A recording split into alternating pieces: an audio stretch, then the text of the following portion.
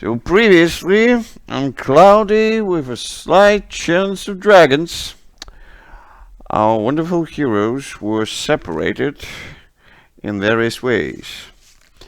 Denlin managed to escape the custody of the evil wizard Lilith, but ended up in another pickle. Edix was happily snoring in her cabin, which was paid for by hard-earned money from her friends who sell fruit. And Agrata managed to insay another mayhem, but this time it was in hell. Of course, he ended up being in another place, but also in hell. So, how would he actually get out of there if he will? Let's find out. So, as Agrata steps through the portal with Liana, the trusty companion of Danelan, who is constantly regretting that she's now with Agrata, and the talking doom sword, who is not sated in any way, but whatever carnage was just in the other place. But actually, this one looks much more nice. It has some furniture, some good food on the table, some shelves with some books, and actually a fireplace. But for some reason, no doors or windows, just a portal. And of course, behind you is something that's currently being destroyed in various magical ways, so you better think of something to close that portal. Yeah. How big is the room? Not really big, around 10 meters in radius. It's a cool dining room for someone. Huh. Is there something obvious that fuels the portal somehow? Well, there's definitely some runes on the side of the wall. What? The runes. The things that are written on the wall all around the portal. You know, the okay. magical runes. Yeah. So the portal is in the wall? Yes. Or at least it seems to be that way, from your perspective. Yeah, then I will smack the wall with the runes to trying to destroy some of the runes. Maybe this does something. It could. Yeah. Let's see if it does. With the hammer. Yeah, I know. You didn't need to roll for it, so okay. don't need to count XP or whatever. That's good. Yeah, that's good. That's good. But we still need to find out: is what you're doing good, bad, or is it doing nothing? So let's see. Nah, nothing happening.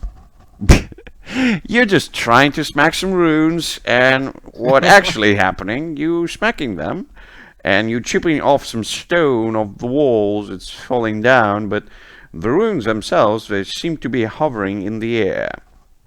Oh, okay.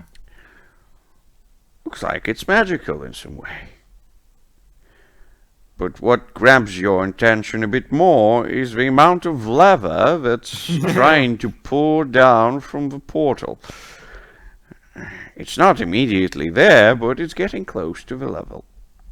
I would search the room for some maybe hidden entrances, grates in the floor or in the ceiling or Could something be. like that. Could be. That would be wisdom. Oh no! Oh no! Okay. Well, definitely something happens. Let's see what it actually does. Cha-chinga. Okay. Okay.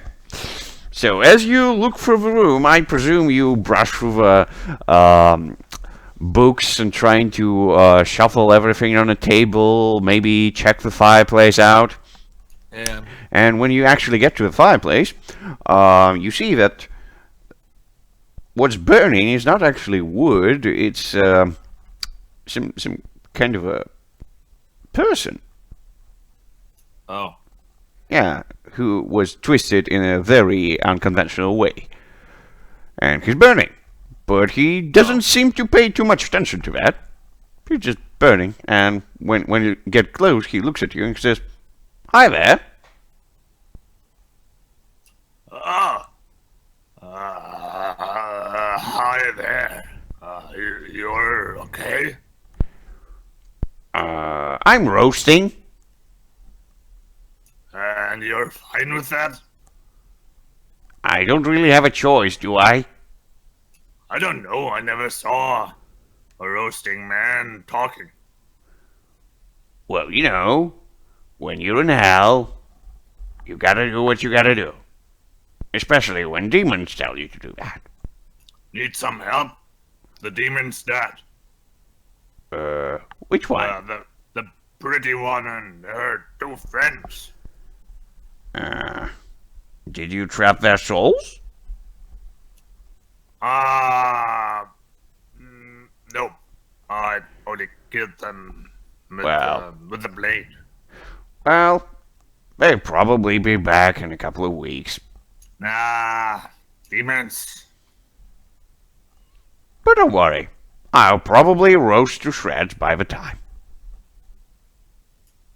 So you need some help getting out of here? In the meantime? I don't know. Where would I go? Do you know a way out of the room here? Not really, no. I mean, there's always a chimney, but... Yeah. How big is the chimney? Is it like human size or It's human size, yes. lizard size? This guy is burning with the real fire, so it's Yes. there's heat coming from him. Oh, okay. Yes. Could you stop burning for a second? And at this... yeah, and at this point, I presume that the talking sword, who is voiced by Itix, would have something to say about the burning man who's standing in our way to release out of this prison. Oh, he's standing in the fireplace. Yeah, he's in the fireplace. He's burning. Oh, I thought he would be lying there or something like that. I mean, he is lying there. Basically, Oh, okay. his arms and legs are twisted in various ways to represent, basically, wood chips in the fireplace, and he's burning. So yeah, he is in the way if you want to use the chimney. Yeah. So, what do you think? I have a question. Do I have any hold? Or, I guess. Yes. I have 4 hold. Yes, you do. I spend 3 to make Agatar lunge at the man. And, say, hurry up! Okay, Agrata, do you want to resist that? Yeah, I do, because this is kind of surprising. Because Okay, that would be it wisdoms. seems quite nice. That would be wisdoms. Ah, And yes, you can do it, but you're gonna find yourself in a bad spot. I can imagine. Yes. Okay, so do you accept the bargain? Yeah. Okay. The sword seems to take a hold of you once more, and it's about to lunge your body into this poor creature, but you stop yourself 1 second before it's too late. You manage to keep the composure and stay where you are. Then you have to restrain yourself from moving a bit further, and you jump away to find yourself being surrounded by lava that's already pouring through the portal. Ouch, that's hot. Yeah, that's definitely hot. So what are you going to do? Jump out of the lava. I mean, you're not in it yet. Oh, okay.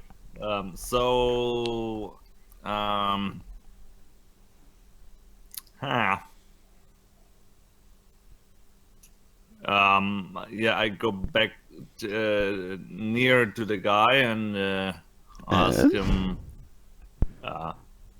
could you move aside a little bit?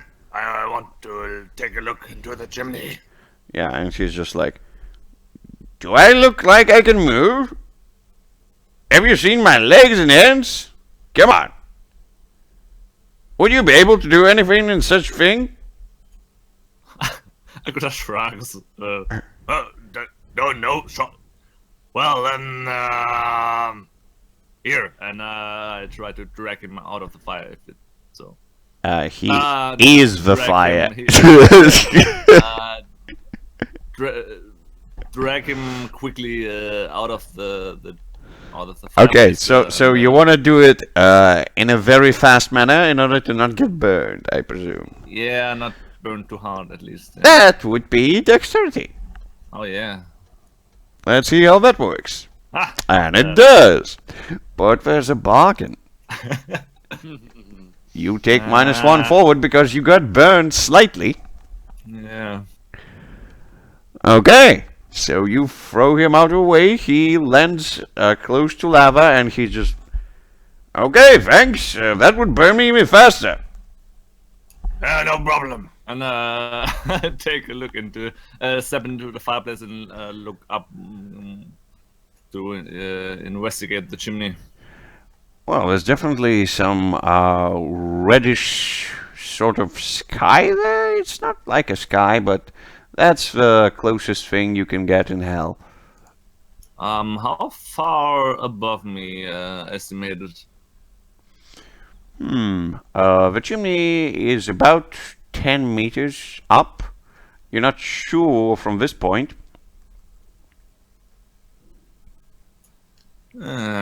And the ceiling from the room, is it like a cellar? Is it plain stonework? Stone. Yes, plain stonework. Oh, okay. And while you're thinking there, Leanna just jumps into the chimney and starts to climb up. Oh, she can do that? Because she can, yes. She's a cat. Oh, yeah. She's a big cat. She can do that. Always these cats. I can do this too, and I would try to follow her. Alright! That would be, yeah, I think if you want to do it like she does, that would be dexterity. But if you want to just rip through the thing, that would be strength. I mean, I have to try to climb somehow up there. Yeah. How can I do this with With strength, you can't. But you can do it with dexterity. If you go strength, you'll just be breaking down the chimney in order to get through. Yeah, that's what I thought. Wouldn't be that useful. So. I mean, sure. No, oh god. Oh, okay, so some shit definitely happens. Let's see what happens. Oh, I see. So you get up, shouting that you can do it too. And about 5 meters upwards, you can see that Leanna is struggling with something, but then she promptly moves up. As you get to the point, You immediately notice that there's some sharp things on the stone. You're trying to put your hands out of the way, but these things seem to be trying to get whatever your hand is. Ah. And at some point you understand that it's sort of a magical thing that doesn't let you put your hands anywhere. And that's the thing. You either have to let your be cut by those stuff and just continue onwards, or just find another way to get through. Could I get a hand free to try to smash it with the hammer? Yes, you can. It would be Yeah. a very narrow path. You would just be striking it from a distance of a couple of centimeters, just like boom, boom. Yeah. So you want to strike it with the hammer. Oh my god, yeah. Okay. I Some shit happens. God. Oh god. Oh yeah. Another one of those straps springs up, and it's actually behind your back, and it pierces you. And yeah, just roll your damage. Just roll your damage. We'll see how much damage it does. Yeah, it does 4 damage. Straight, yes, straight through your back. Through the armor? Not through the armor. Okay. At least something. Yeah, but you definitely feel it. And that's really uncomfortable. And it's breaking the momentum of you climbing, and you can see that the lava is getting almost inside the chimney. Yeah, I grit my teeth and try to continue climbing no matter whether these things would hurt my claws. There's lava. Okay, you continue climbing no matter what. Yeah. So you would definitely be dealt some damage, and yeah, just roll your damage. That's how much you'll get. Oh. Yeah, it's cool. That's cool. You managed to do it. Full adrenaline sprint. And in order to get out of there before you get burned by your toes, you would have to do some dexterous movement, my man. Yay. Yes, you can. And there's a bargain. Oh. No, not again. When I get out of hell, there will be nothing left of my armor. Well, your armor is really good, but it's Yeah. not really good against lava. So the boots of your armor are burned a little bit, and it hinders you moving in a way. So you get less armor from it until you repair it, of course. If Yep. someday. Yep. So getting out, you actually find yourself on another part of the thing. So I presume that Brendan needs to see the map as well. Give me a second here. Cha-chinga. Now you can see the current map of hell. Ooh, map of hell. Yeah, just some map of hell. And you would get out right here. It's a sort of a cliff, and you can actually see the pillar that you saw before. It's right there to the left, but you're not sure how did you get here and what to do next. How much above ground level am I there? Well, you're quite high. If you look down the cliff that you're on, it's quite a long, steep thing, about 50 meters down to a level. Oh, okay. Yeah, so you can definitely get down. Is the lava still coming up the chimney? A little bit, yes. You're not sure if it's actually going to get all the way through, but Yeah. you don't know. I will keep an eye on the lava and look a bit around because if I am so high up, I guess I have a good overlook. Yeah, you do. Is there something on this island? There definitely is. You can see a breeding pit for the demons right there. Ah, I'll mark it with B. And you can see some cages and a very weird structure that represents sort of a almost circular-like thing. All around it are some cages. Maybe that's a place where they hold something or someone. You don't know. are there some? Is there someone in the cages around this thing? You can't actually say from this distance, but you think there are. And the round thing is like a little hut or like a stone building or. It's, of course, a stone building because, hey, who's gonna build a hut in hell? And it's not too big, it's basically several rocks stick together to represent a sort of a building shape. Because, like you know, in hell, nobody usually makes constant buildings because, hey, they're gonna be broken. Yeah. So, at this point, we are greeting the new morning for Etix Oh yeah. in her comfortable thing. Mm-hmm. Yeah. Do I wake up with a knife in my throat? What? Then you How wouldn't comfortable is wake this up. morning? Tell Oh, me. why would you? I'm not a bad guy. Come on. Come on. You're Dad. not, but things in the city might be. Right? Yeah, but you're not connected to. Might be. I mean, yeah. Let's start rolling for the Knife. no, not for the knife, but for good common sense of people of this town.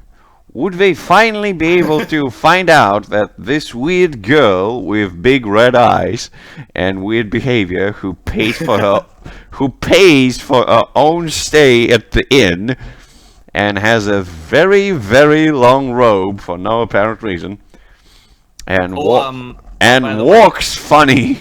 But is Etix and all the fishermen back in the city? Etix is fisherman not yet. Oh, okay. And sorry, I forgot that. What happened to Fulgrim? What did he do? Fulgrim. Yeah. Well, I mean, he rode was the- staying with Lilith and Hasbrin. The okay, last time. out in the wasteland. Yes, the last time you saw him, he was there. You. Common sense Now roll? we no. Well, we're gonna just see how bad things are for you, and we're gonna use the standard good, neutral, or bad roll. Ooh, nice. Things are good. Things are good. Nobody's none the wiser. They're all preoccupied with rebuilding Tavern. Just nobody gives a rat's ass about you. Mm-hmm. You cool.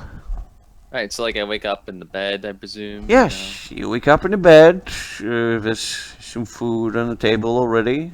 Seems that the girl that was snooping around actually gave you something in the morning because you didn't wake up at the usual time when everybody's having breakfast. Okay. So yeah.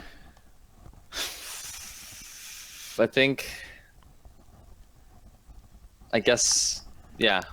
I guess I want to talk to the crone. So I get in line and I wait. You want to talk to the crone, eh? Yeah. That's a good thing. And there's definitely a line. And in this line, there's definitely a lot of people. One of which is a very peculiar, red-headed guy who has a twitchy eye on himself. You're not sure why he's here, but he seems to talk a lot about his life. He talks about how he was at war. He talks about how he saw a dragon. He talks about how he fought a troll. He talks about how his wife is a nagging bitch. He talks about like he doesn't like Sark a little bit because he's not letting him see old Greta. Okay. But at some point he looks at you and he says, "Hey, little girl, I had a daughter like you once. You know, she was very small, like you. Like all daughters are small at the same point. But you know, she didn't have red eyes. Yeah, but it would be really good. You know what I would like? I would like to have a daughter with red eyes. Because I would show her to my friends and say, hey, have you ever had a daughter with red eyes? No, never. See, you're good. Who are your parents, by the way? As this man is talking to me and telling us stories, Etix listens in. Yeah. May I discern realities? Of course you can. I will do so. I will roll. Of course. See if there's anything going on. Okay. Sure. What do you want to ask me? I need to reference the full list, actually. You don't need to, just ask something. And we'll try to the list fit has it. good ideas as well. So Yeah, sure. I'll look at it. You out of ideas? You don't know what I want to know? Uh, As you're looking at the man thinking what to say, he's just like, can you jump high? My daughter could jump high. You know, she was always jumping around the rooftops. I was scolding her about that. what No. here is not what it appears to be. Well, as you look at him, he appears to be a dumbass. But he's not. At some point, you understand that this guy is really experienced and he knows a lot of stuff. It's just that he talks in a weird manner. But all the stuff that you managed to hear from him, all of it is quite interesting. And the logic of what he says might not be best, but the amount of details he manages to remember is very, very fascinating. So you kind of cut out. You said Yes. he talks funny. He's not a dumbass. He's what? Oh, he is very smart in his special way, Right. in a sense that he is not logically sound, but the amount of details he remembers about all his adventures is very fascinating.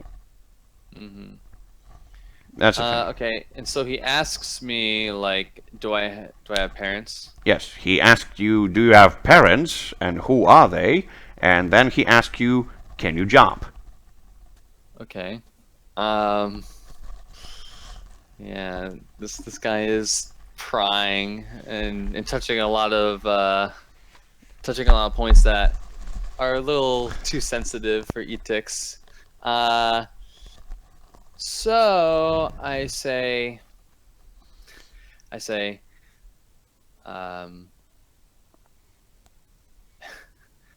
yeah, I say, okay, I'm the character. All right, I say, you would ask of me all this without even giving me your name? Don't you have other people to pester? He looks around and he's just like, I'm not pestering anyone. By the way, if you want me to introduce myself, of course. My name's Odik, the Troll Slayer.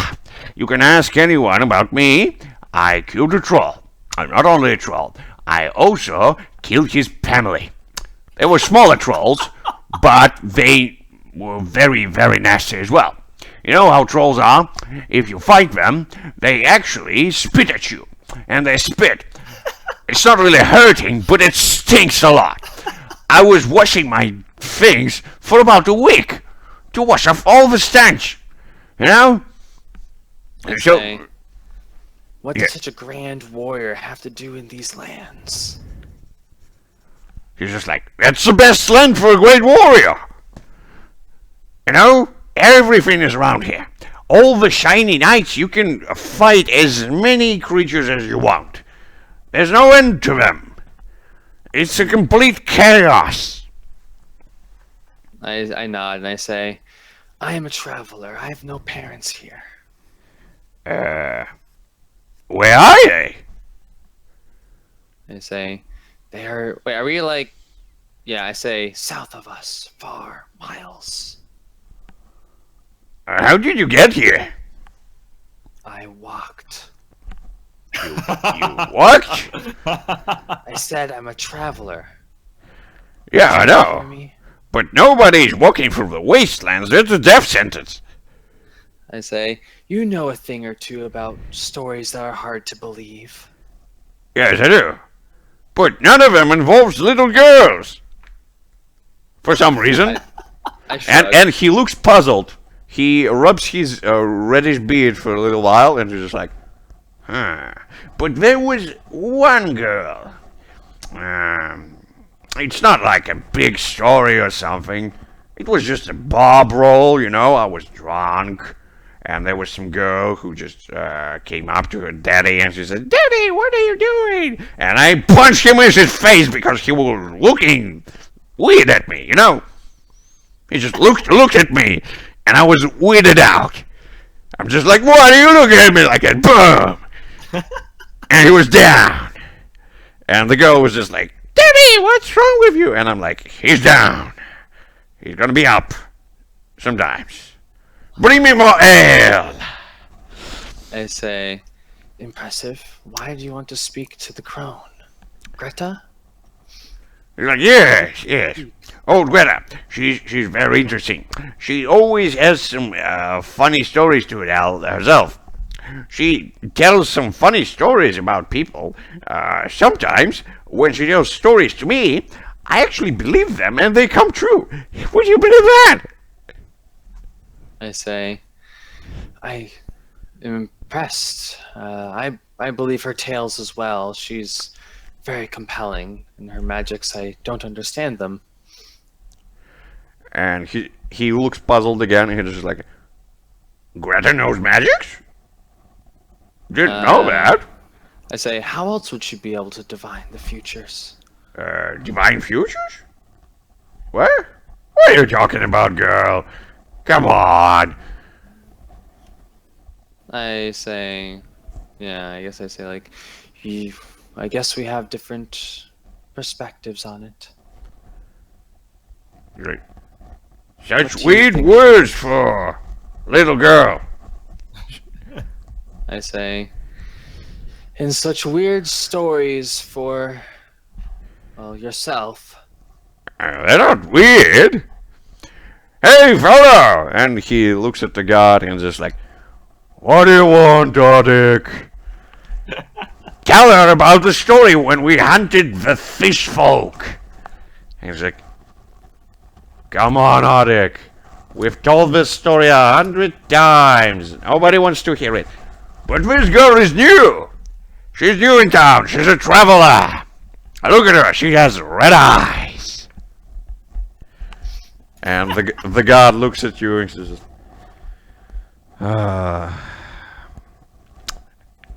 hey girl, did you hear the story about how we fought the fish folk? Yeah, so, like, just to clarify, and I'm pretty sure, I'm certain, Utix was nowhere near the scene when, like, there was actually fish folk. No. And, like, the running of the pallet. No, right. no. She says, I haven't. Fish folk are here, too. And he's like, all right, I'll tell you. And Odik is like, yeah, he knows all the juicy details, you know? He's like, shut up, Odik. Okay. And he walks a bit closer to you. Okay. And he says, well, it was quite good.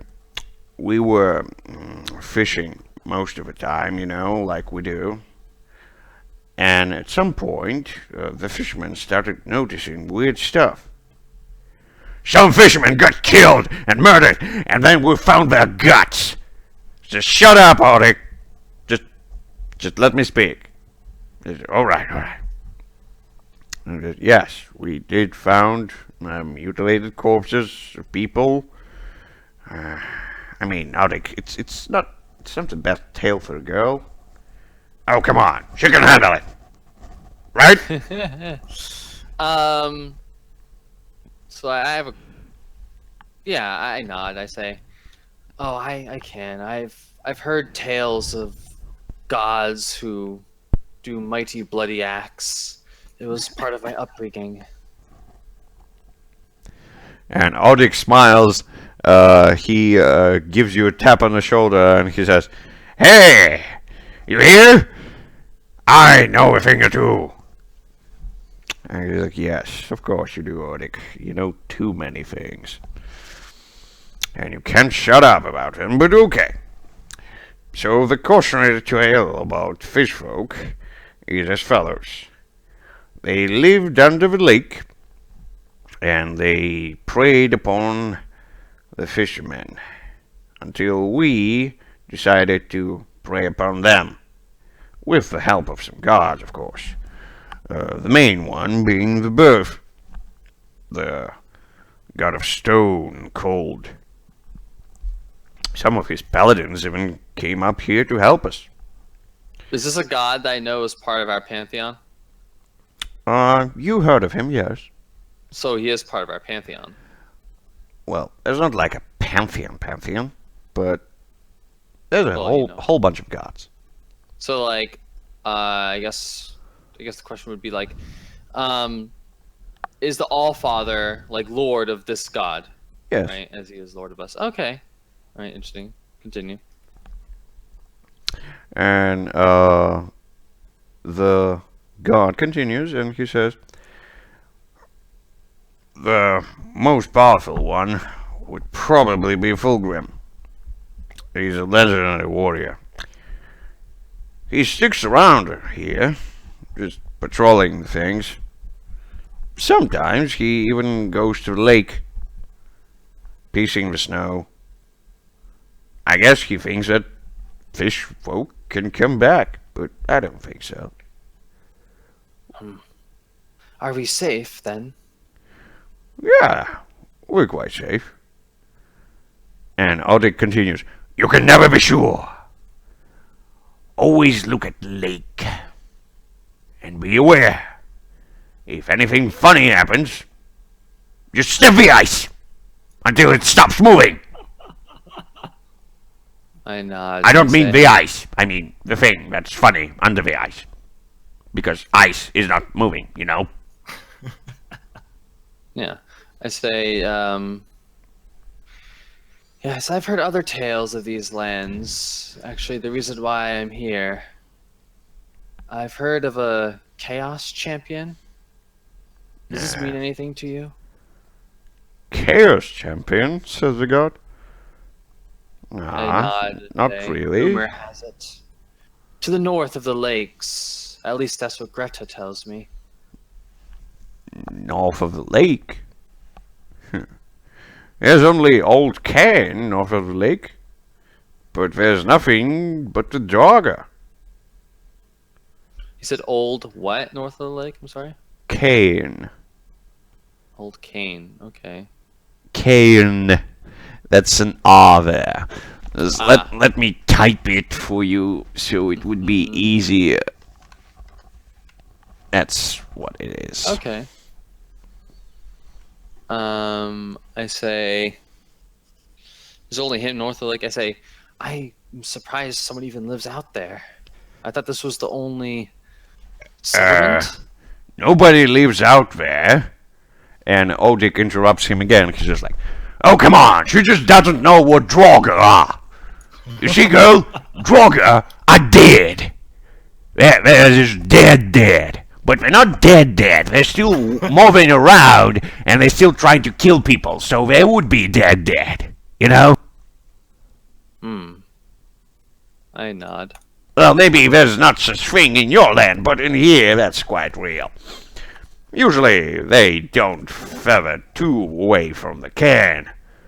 But sometimes we just go there to fuck with them. And we punch them in the faces because they don't care, they're already dead. Probably they all just pick themselves up after we leave them, but hey. I nod. I say, I believe I did see this, this knight, I forgot his name. He was fighting to protect the fishermen, but I managed to escape. You mean Fulgrim, says the god. I nod. Yes. He's wearing a whole bunch of plate armor. It's very shiny. I'm not sure how he manages to watch over it so good, but hey, that's what he does.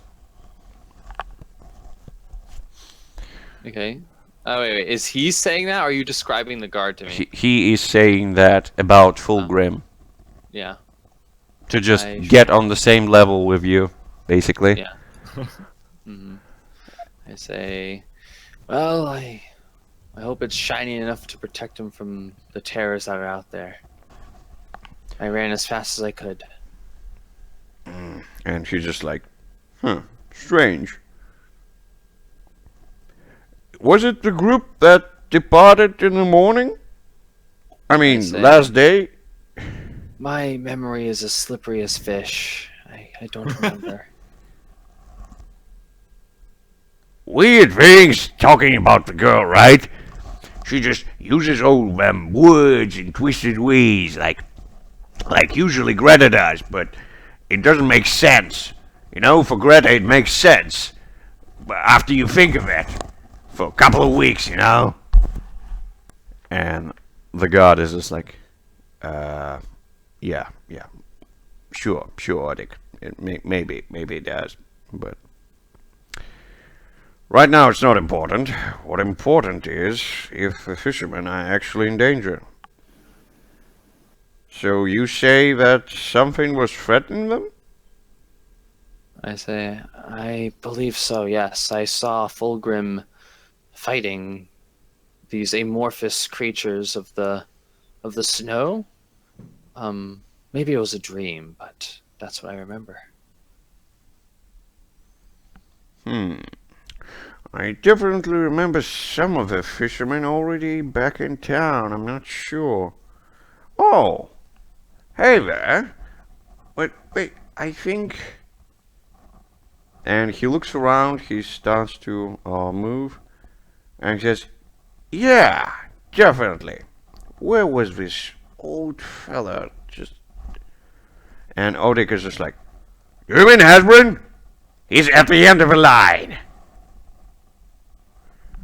And Hasbrin, at this point, hears his name.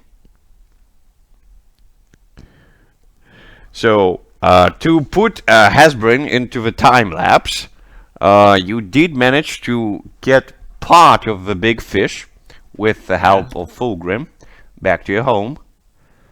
Just the tail of it. He departed to the nearest tavern with the lady to nurse her back to health. And some of your fishermen friends already were in town and told you that the elf who was running away was captured by the guard because he was suspected in helping the weird lizard guy who slaughtered people in the streets during the shiny night. So yeah, that's what you know. And now somebody is shouting your name. That seems to be Odik. Odik, how are you doing, my friend? You were here, little girl. I say, hello. Do you remember me? I look closer, turns out. Yeah, possibly. Yeah, there was a girl at the lake, right? Did you go to the lake? I say, yes, I do remember traveling there. Oh, you. What are you doing here? Odik. What are you doing with this girl? Don't get too near to her. And about a little in the direction of the girls. You have to be careful with this one, maybe. He's talking a lot. Yeah.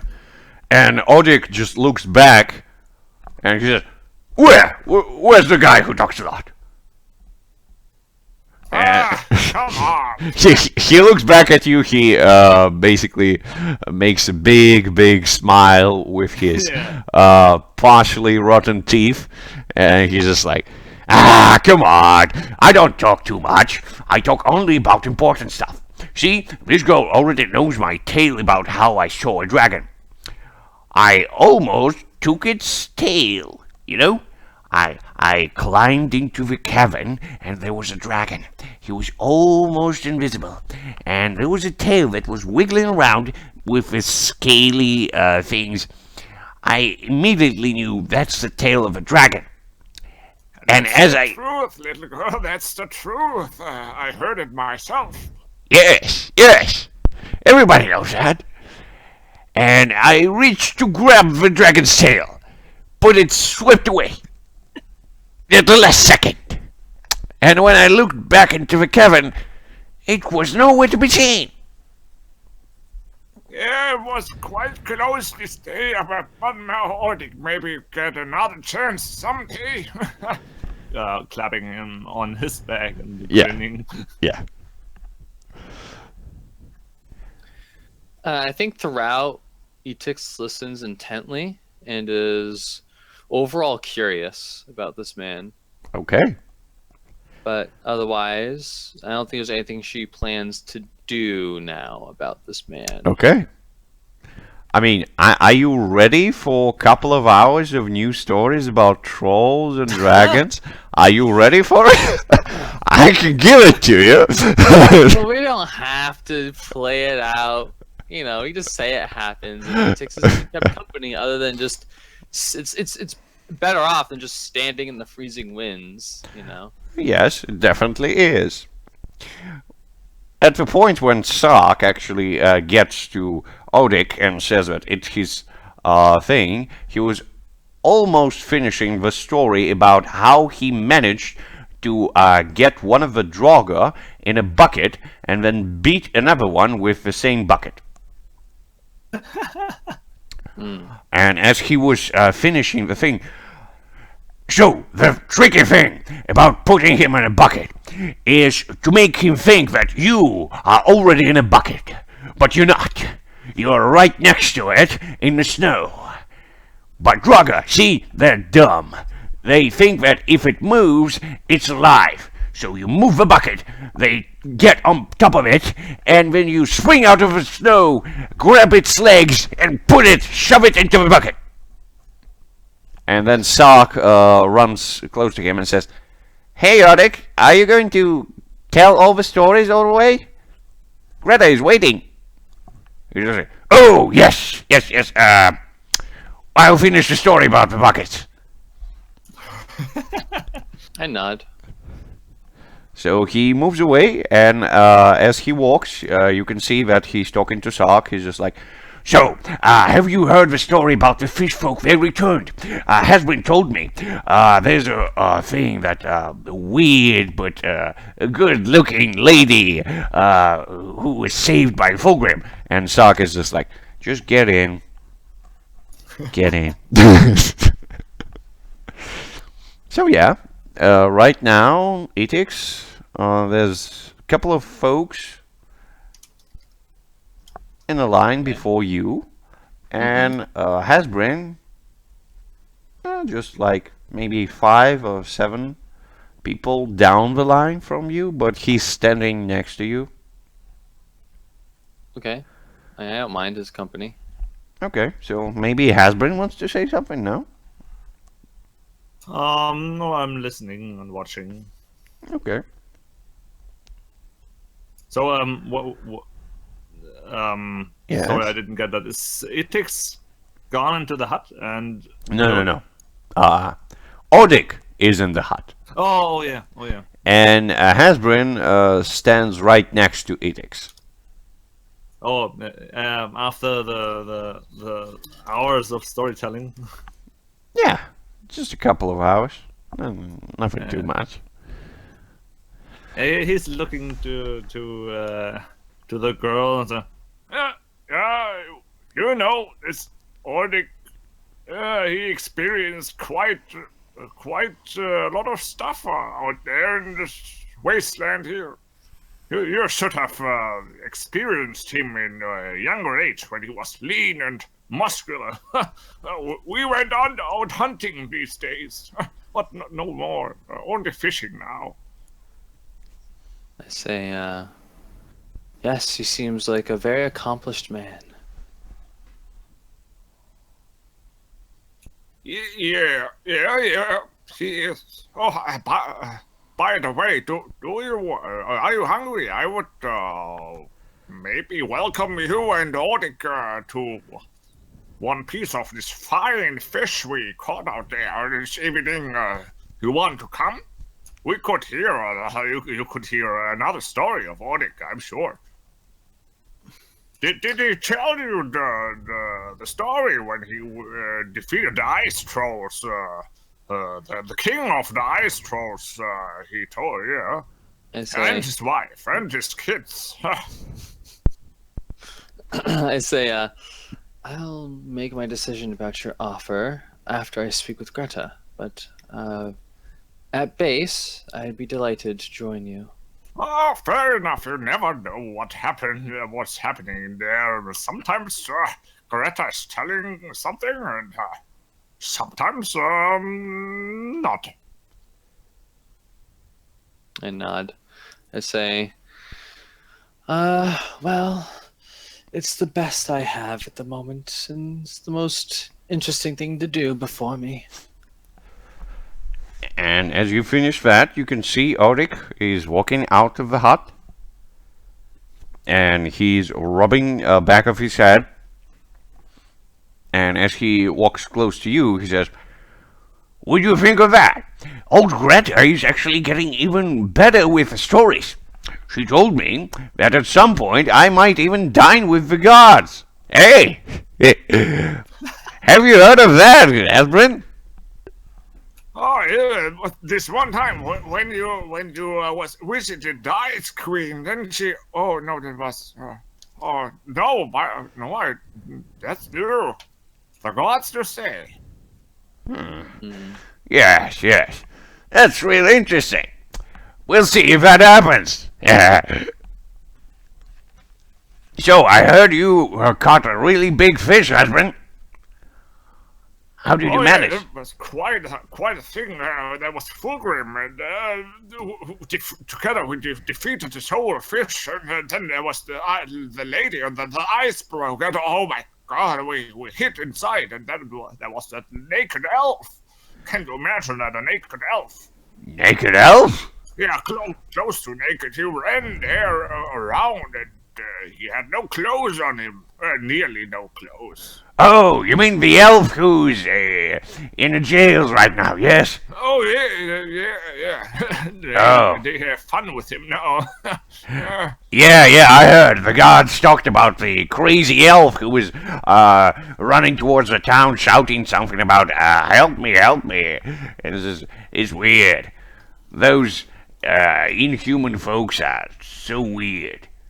Yeah, well, I mean, he wasn't that bad. He helped me a little bit when we were running through the snow from that huge fish we Fulgrim killed again. I got the tail of the fish. You want to come to dinner later? I already invited the young girl here. You could tell her the story when you killed the ice trolls and the family. Oh, yeah, that's a nice tale. Yes. I would definitely love fish tales. Of course, if the tale is big enough for all of us. Oh, it was quite big. even my wife could have some of it, and we all will have some tomorrow, I guess. It was a very large tail. I would have brought the whole fish, but it was far too big. It was that far, that big. And I point to Yeah. something like a wagon or. Yeah. And she said, oh, really? Well, that explains why you needed Fulgrim's help. But we'll see. So I'm gonna go back to the smithy, and I guess see you in the evening. I say, is he talking to me or the fisherman? He's talking to husband, yes. Okay. And he just walks out, and he's still rubbing his head like, dining with the gods. How on earth would I manage that?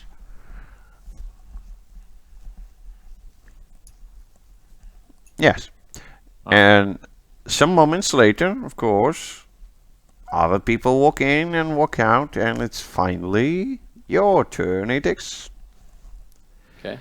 As Sark was close to you, he looks at you and he says, once again here, aren't you? I nod. Well, you all come back. Come on. I follow. So you get back, and the old Greta seems to be at the same place as she was. Just lying next to the fireplace, seemingly counting the bones in the bowl.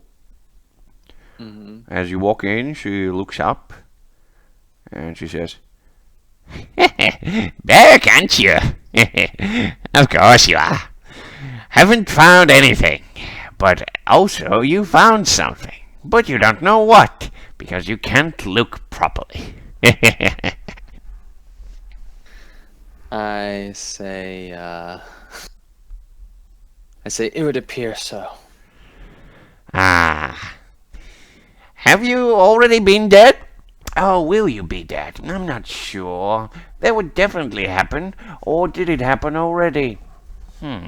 It's always so difficult to think when you see two things at the same time.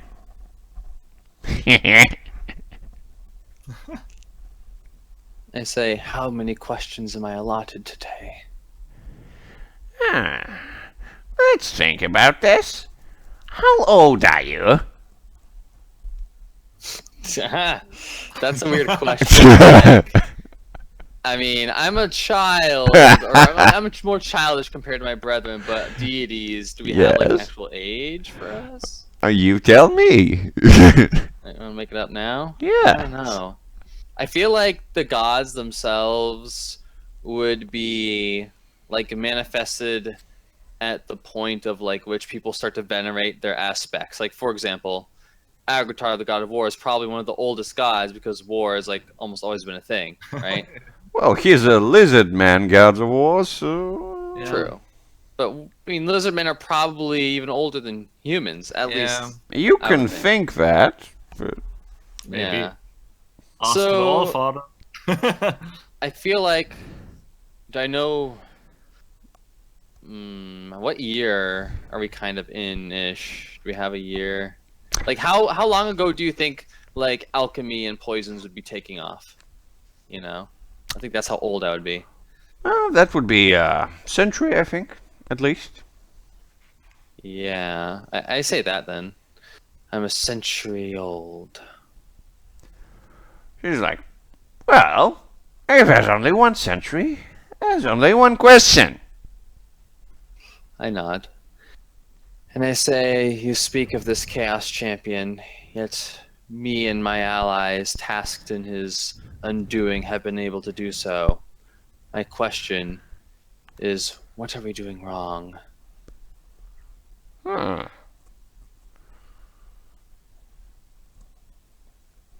Everything. I chuckle. But you seem to know some things, but you don't really understand them. That's your problem. I nod. I say, Very well. Any more cryptic words you'd like to leave me with? Only one thing. The next time you see something shiny, you should take a closer look. Maybe you'll see things in a perspective. I nod and I say thank you, and I leave. Okay. You walk out. Yep, I do so. So, unless you want to go to Hasbrin and chat with him. Yeah, I think I attend Hasbrin's dinner. Okay. So, that would be a bit later in the evening, of course. And Hasbrin, you would definitely be allowed to old Greta as well. Oh, yeah. So she greets you and she says, "Ah, hello, old fellow. What can I get you with today? Haven't you satisfied with your fish?" Oh, there was some even more fish than I could ever have imagined.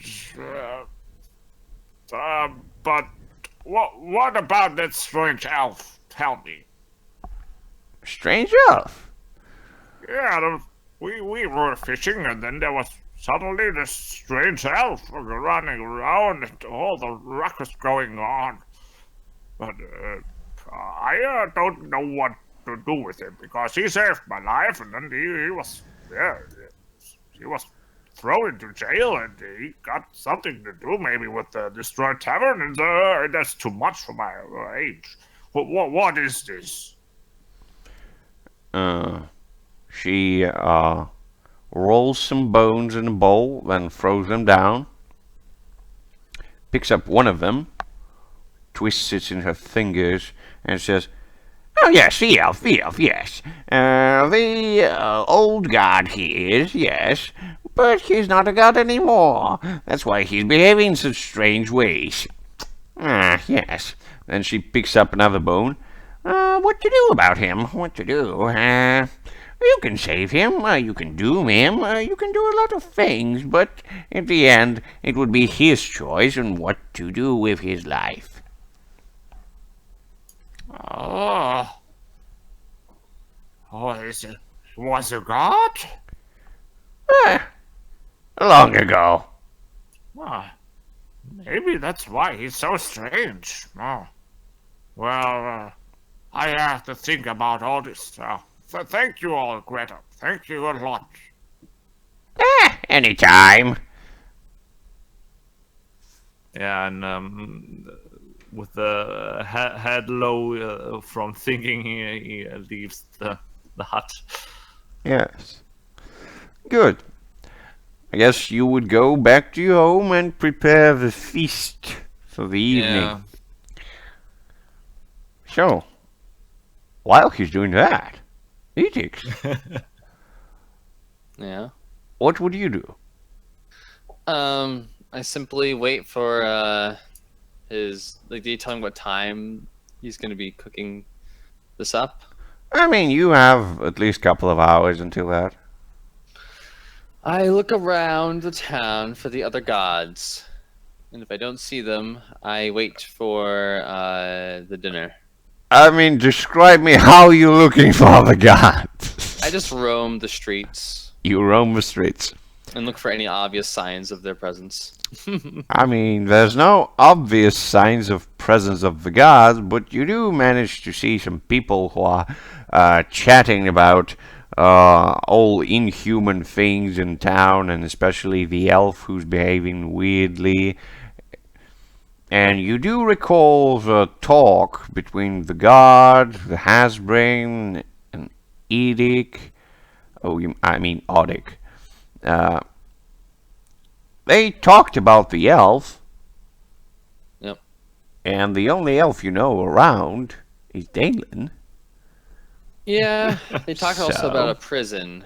Yeah. I guess I'll inspect the prison. The jail, yes. So you want to go to the jail. I mean, I don't want to go into jail, you know. I want to see what it looks like from the outside. Of course. So as you go close to the jail, You see several guards stationed around. It's a two-story building. On top of it, there's some sort of a ballista or some other weird, very unorthodox mechanism that represents a war machine of some kind. You're not sure why would they put it on a jail, but whatever the use for it is, there's definitely a big thing loaded inside of it. Okay. One of the guards looks at you and he asks, "What are you mingling around here, little girl?" I mean, like how, like is this an obviously unpopulated section of the city or something? Oh yeah, that's jail. I say, I'm a traveler. I'm just seeing the sights here. Ain't nothing to hear here. It's just jail. You can move along. Go to the market or something. But don't steal anything. Yep, I walk away. Okay. You do so. And as you do, you think, alright, you found Danelan, but where is Agrata? Huh. And we switch back to him as he decides what on earth is he going to do.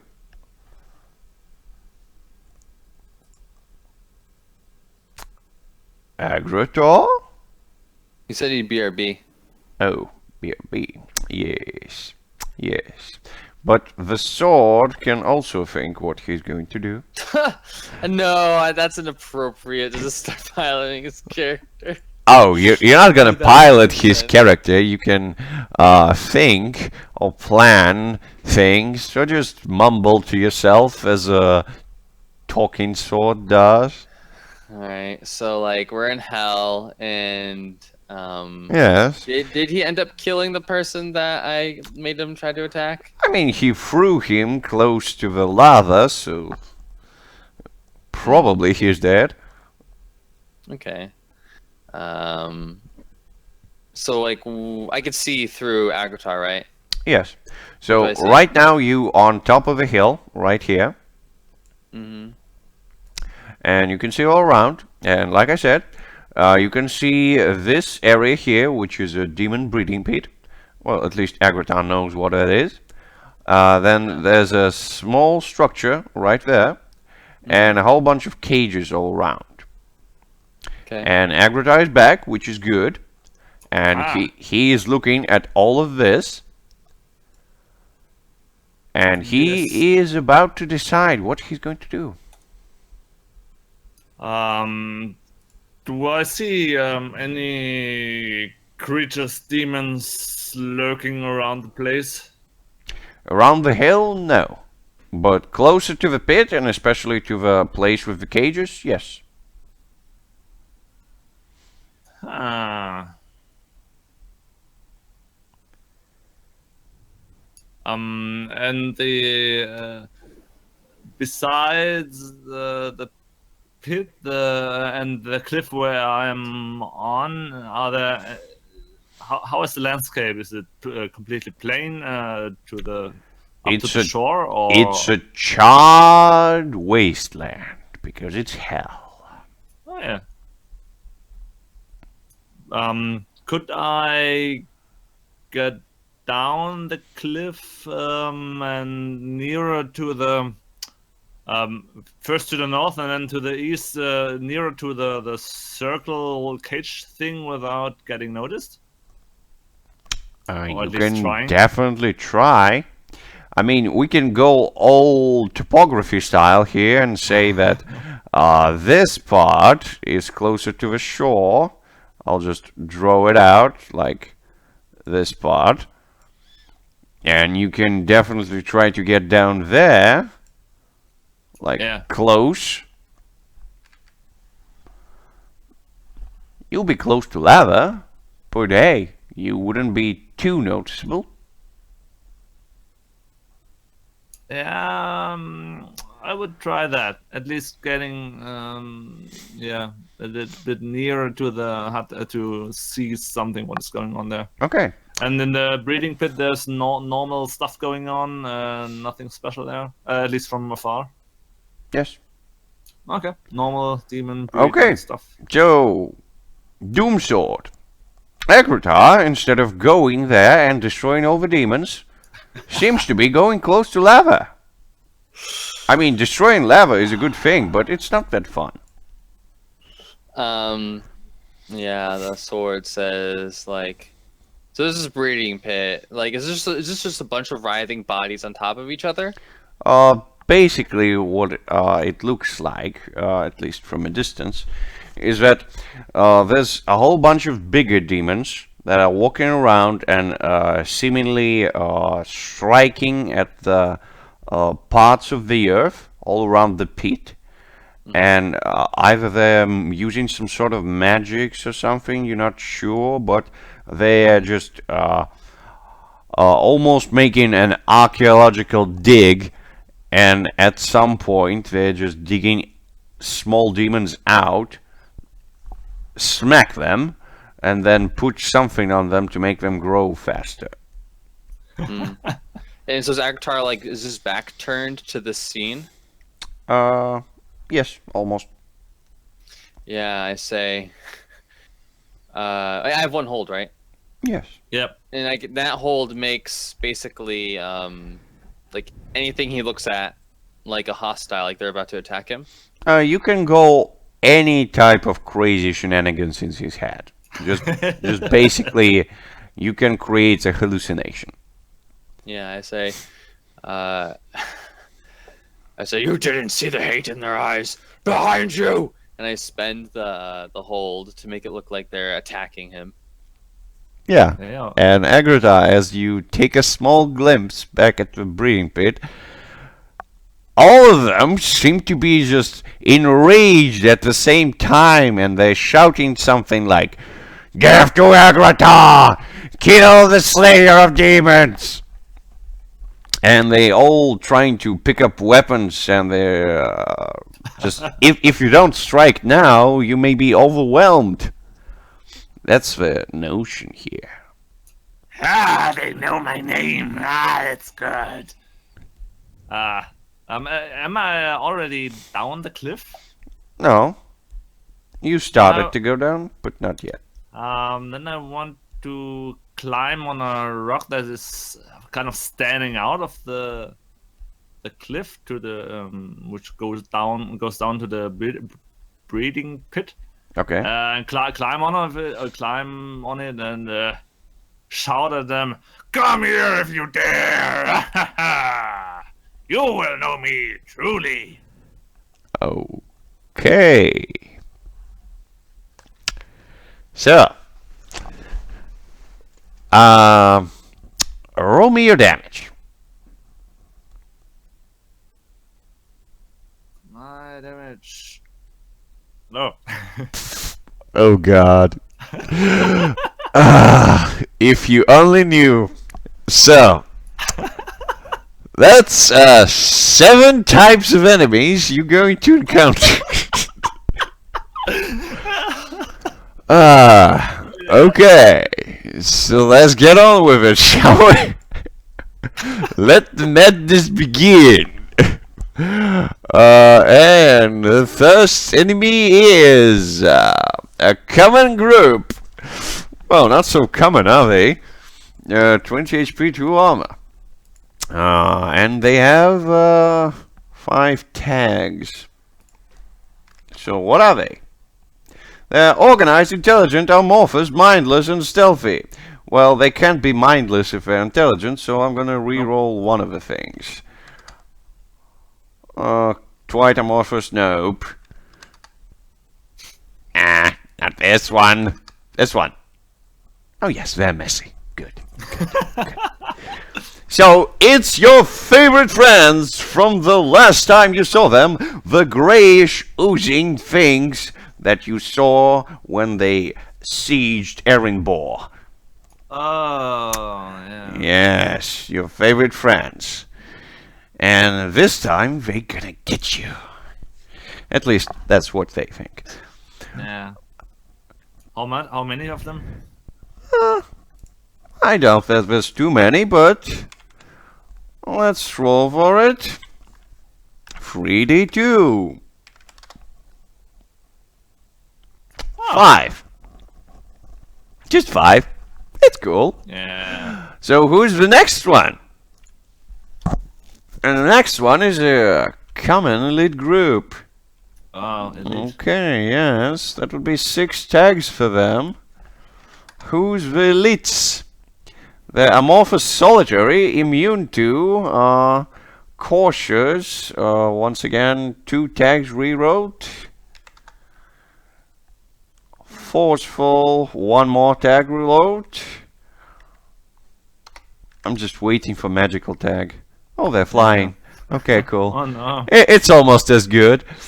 So are they immune to type of? So yeah, they're immune to 3 things. So let's see what things they're immune to. Holy, unholy, and air. Oh, that's not. Ah, that's cool. It's good for them. There's definitely some of the higher ranking demons. They have wings for sure. And they look to have big hammers that can pack a good punch. So, on to the next. How many of them? Oh, how many? Just D3, which is... I think that's gonna be 2. No, that's only 1 of them. Okay. Ah, he looks... 5 more to go, maybe. That's Yeah, he looks formidable. That's cool. Okay, another elite group. This one looks very heavily fortified. Oh, yeah. So 6 tags for them. Mindless, flying, devious, magical, and reinforced against, and 1 tag rerolled. Which is going to be... yeah, solitary. Yeah, definitely. So, first of all, of course, they're magical. I mean, duh. Yeah. And they have 3 magic powers because they're elites. So, 3 magic powers for them. Oh god. Oh no. They can create avatars. Oh no. Medium travel and major damage. Oh, we And- never had Avatar. And they can do it 3 times. So let's see how many of them are there actually. Maybe there's just 1. Yes, there's just 1. But he can make avatars. So there's basically more of him than 1. So okay. There's more to come. Give me the walk. So a common group. Not too shabby. Let's see what they can do. 5 decks for them. Devious planar. Oh, that's Oh, interesting. nice. Cautious, flying, and messy. Oh, these guys don't fool around. So let's see how many of them are. So 3d2 it is, and 5. So far, so good. This guy is actually closer to the things you saw at the swamp. They're a bit slippery, and they seem to be slightly out of focus. Always when you look at them, you don't seem to notice them too much. You think they may just try to ambush you if they had a chance. So, on to the next.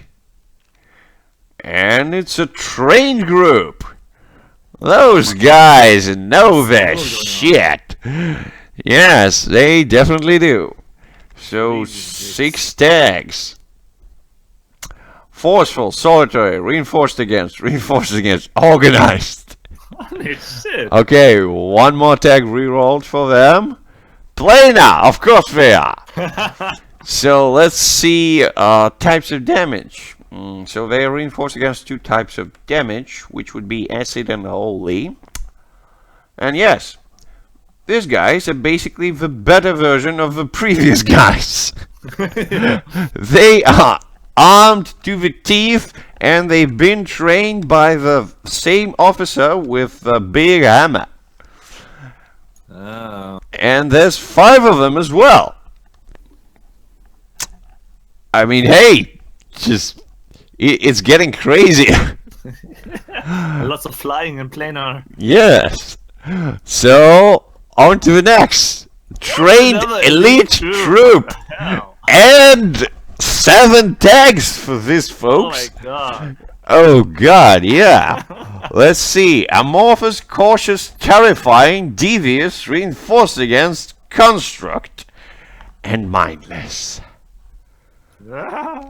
Oh yes, they'll definitely bull rush you because they can.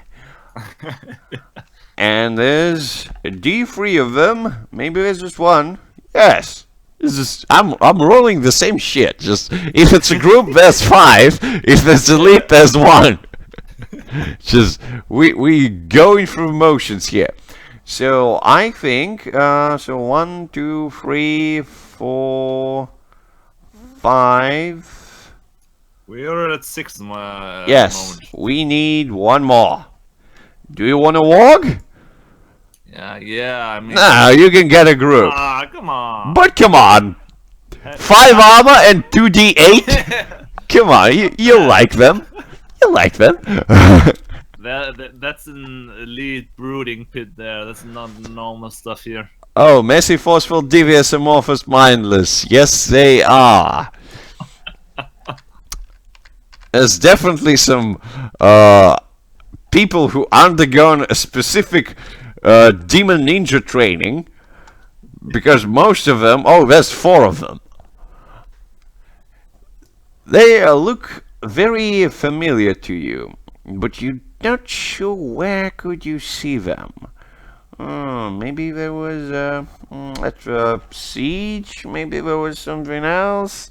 But they definitely look like almost cats, just big black cats. Oh. So, all of this goodness is rushing towards you. Except the cats. They seem to be moving slightly to the side. Oh, I steered something up there, but I mean, they started, so... Of Not my course, fault. of course they did, of course. So, what do you do? I grin at them and blow the horn. Okay, you do that. Let's see how that goes. Ah! Aha! Yes, Oh, it I goes win. perfectly. All the demons in the breeding pit, including the ones you encountered and the ones that are not yet prepared to fight anyone, all of them go into a mad frenzy of violence. They start to hit each other. They try to blow each other with magics and hammers and claws and eat on each other. Just do everything they can to just destroy whatever is living around them. What a spectacle! And yeah, and Doomsword. I think you would be insulted by the point that you're not present there. You're not cutting them. I say, I say, you let the peons fight your battles. Disappointing. I look at the sword. You call them peons? You don't see those flying, those are mighty foes. Look at them, how they are slashing each other. Isn't that wonderful? All the more reason to drive me into them. Do it, Agratar, while they aren't looking. Let's first take a look at the cages there. Maybe there's something much more interesting. Excuses! Now! By the way, What do you think about lava, little sword? Not little. I say, you know I only crave one thing. You do as well, but you deny it.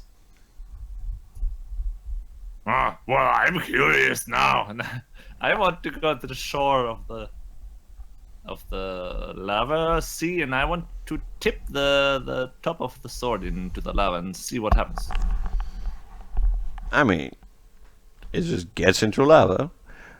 Lava gets a little bit colder and turns into obsidian. Oh, nice. Oh, nice. Then I will make my way at the shoreline in direction of the go down to the shoreline and make my way to the nearer to the circular thing with the cages, and always watching with great amusement the carnage going on at the breeding pit. Yeah, there's definitely lots of corpses and blood in there. I would roll 1d7 to see who would emerge victorious. And it's the first one! Oh, the grayish blob thing? Yeah, the greyish blobs! They fucked everyone up! They managed to destroy everyone! And actually, so there's 5 of them. Let's see how many survived. I'm just gonna roll 1d5. One of them survived! One greyish blob! Victorious over everyone! Yes! He would start moving towards the cages. Right there. Do I see this, do I? Yes, of course you do. I grin very broadly and will sprint in the direction of the blob, and I want to finish it. Yeah, and as you do, you actually get close to the cages, and now you see that in them are actually humans. Oh, Excuse me. Yes, humans. which is quite weird. But hey, some of them may be just dead humans who are here to be punished, but usually they don't have any clothes, and this ones do. You're not sure. That looks weird, but you're rushing the blob. When I am in like throwing distance, I want to throw the hammer to the sky to charge it with hellish lightning. There's no such thing as hellish lightning. But there's a sky. Yes, but it doesn't work by the same rules as the sky in the normal world. Maybe something other happens. I mean, sure, you can throw. I've never tried this, so You can throw your hammer up. Sure, throw it up. Just go ahead. Okay. Let's see, is it good, neutral, or bad? Yeah. And it's neutral. You charge it with the force of negative nagging. And as you grab your sword, hammer, in your hand, it starts nagging at you like, "What are you holding me like that? Why are you not using me, you're using that damn sword? Why don't you hit me? Why don't you love me? I've done so much for you. Come on." I give him a kiss and stroke over the lightning gem, and Maybe you're right. Come on, get this one. and I throw him at the blob. Yeah, go ahead, throw him. Yes. Good enough. Throw. Mighty it is. Let's see the Maybe. damage. Let's save the damage. Come on. Yay! Yeah, the blob definitely felt that, but it's not down by any stretch. Ah, So, it's really close to you. Right now it's in melee range. yeah, smack it with the hammer now. That's. I mean, come on, Doom Sword. He is not using you. Even at this point, he's just neglecting you. Come on.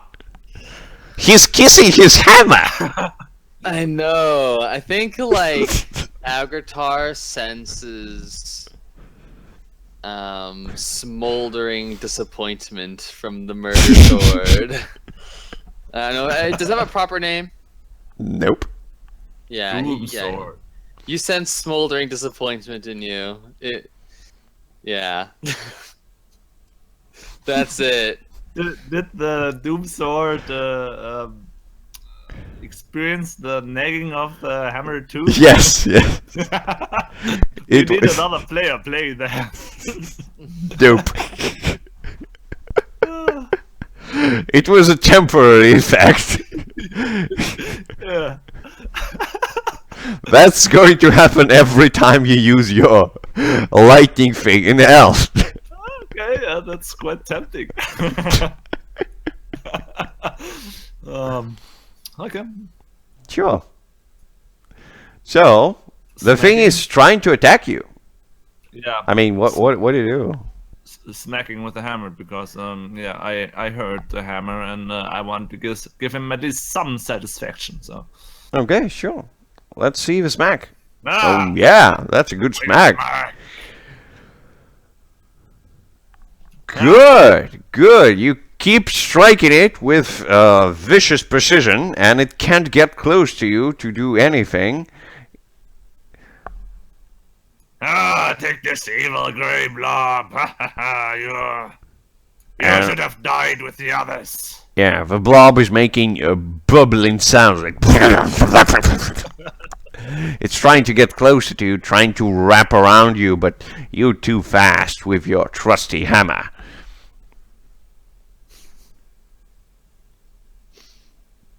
Anything the sword wants to say? Man, I wish I had more hold right now. Yes, you do. But you have to be sneaky. Come on.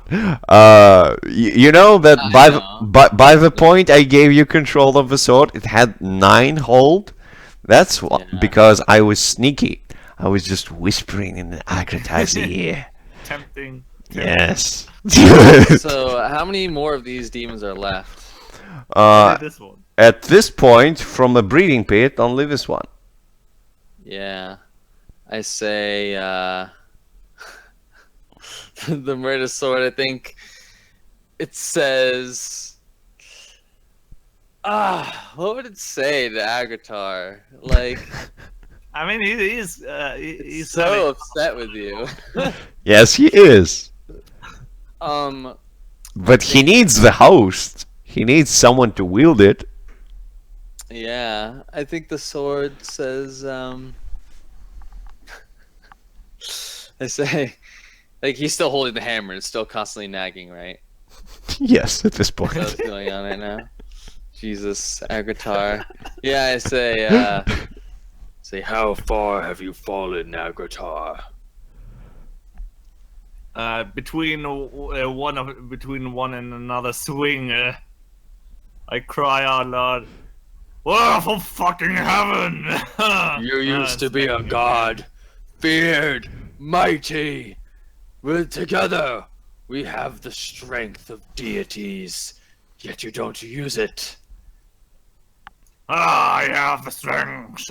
The strength. What do you think is that? And I want to smack the thing. Yeah, again. and the hammer continues the logic of the sword. He's just like, and he doesn't polish me anymore! I wasn't polished for the next 2 months! Oh yeah. Okay. I say, be grateful. You're in the hands of the god of war. You will be cleansed in blood. Moving forward. He's just like, I was cleansed in various things! But I'm not polished anymore. You don't get it. It's itchy.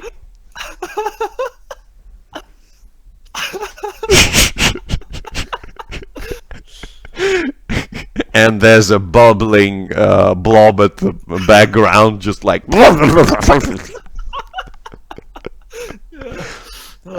You can spot Leanna right next to you, well, near to the cages. She's licking her paw. Doesn't look really amused by what you're doing. But, yeah, just like whatever. So normal stuff. Yeah, just like cats do.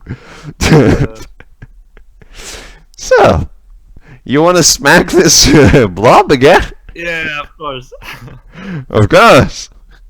Ah. Nice smack. Oh, that hurts. The blob is almost out of breath and out of movement, but it's still trying to do something. The hammer still nags. He says, and I'm already dirty out of this filthy blob. It stinks. It's sticking to my surface. It's just like, well, what are you gonna do?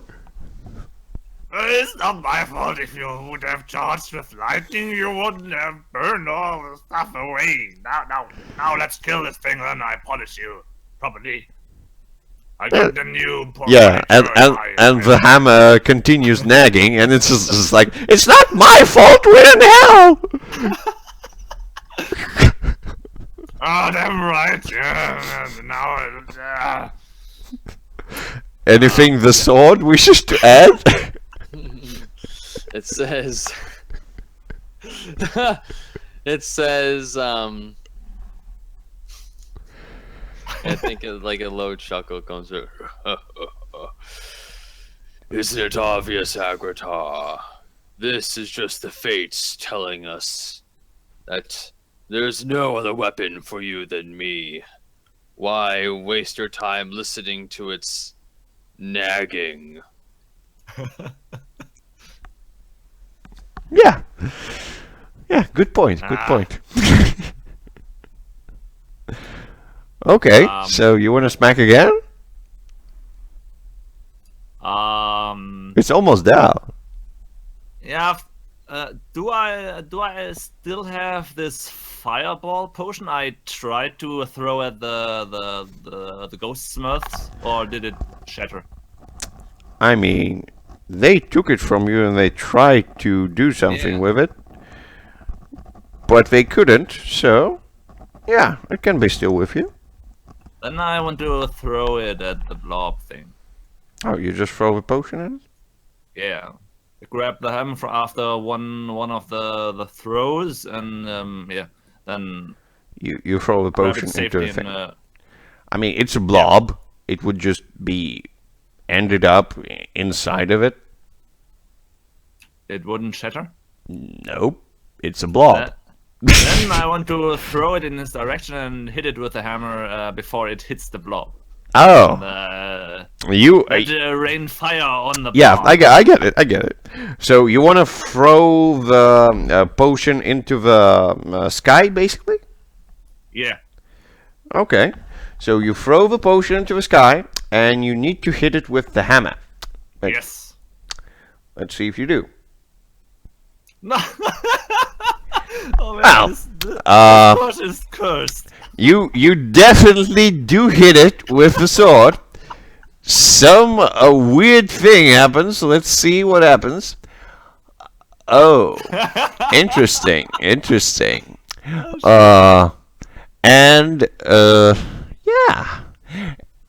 The bad thing is that you did break the potion, but you couldn't dodge the raining hellfire, so you also get 2d6 of damage. Ouch. Yeah, and the painful thing about that is it's ignoring armor. Because hey, that's the special potion. Ooh. It's just, you lucky. It's just free HP. Yeah. Damn those potions. Ah. And as you look around, and as you understand that, hey, the blob is no more, suddenly a portal opens right next to one of the cages. And out of it comes a figure in a hood. He looks at you. He looks at what remains out of the demon army. Well, not the army, just a regiment of demons. Yeah.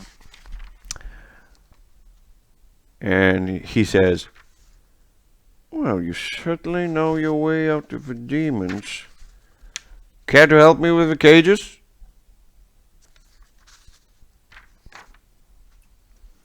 Oh, and who might you be? That's You're not a important. No, that's not important right now. What's important is setting these men free. Come on. They don't belong here. Well, Yeah, put the hammer in the belt. It's still dirty, I guess, from the blob. Yes, it is. I pat him for a moment. I will clean you up as soon as I get time. Now, someone needs my help. Yeah, of course. I got nothing else to do here, so... Yeah, and the hammer is just like, you always say that? Come on, don't be like that. I say, what are you? A servant boy? Don't listen to this fool. Show him who you really are. Well, I don't know who he is, so who am I to kill innocent? He's in hell. Yeah, me too. No innocence here. I mean, you're not innocent either. Come on, Agrita. Not at all. So yeah, the guy is trying to let people out of the cages. What do you do? I give him a weird look. I can't see what is beneath the hood, I guess. No. And he's human sized and Yes, he's human-sized.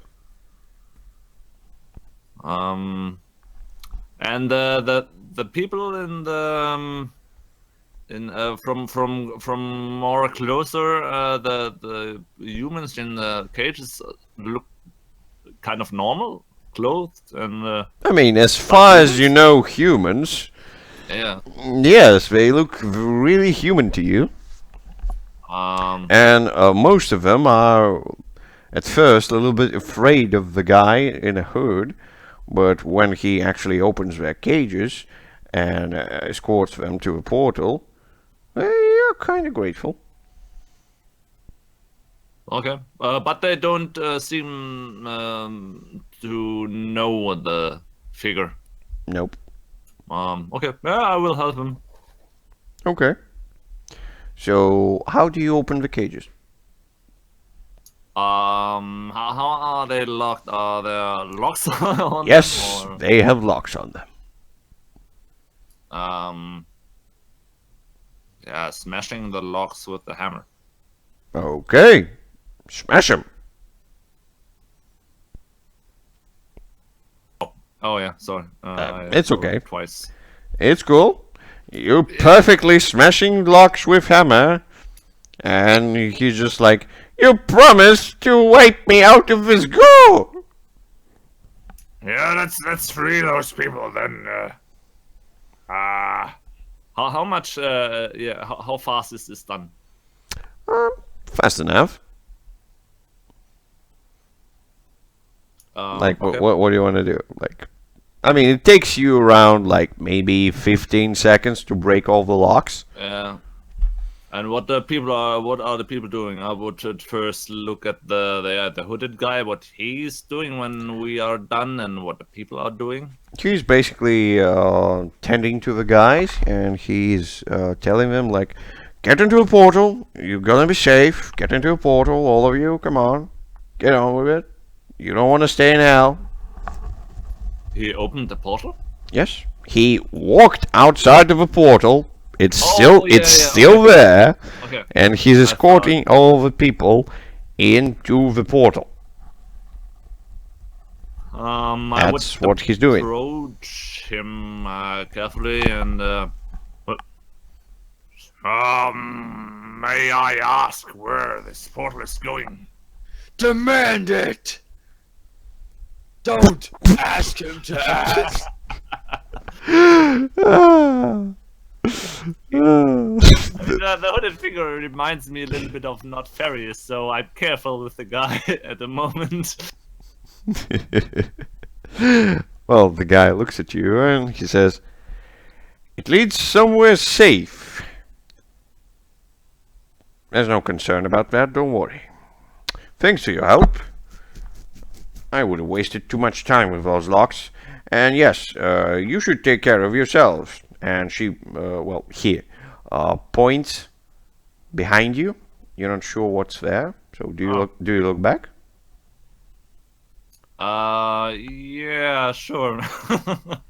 So you look back, and in the made-up building, or so to speak, just a whole bunch of rocks stacked on each other in a building shape, right there in the middle, you can see a silhouette of a weird-looking creature.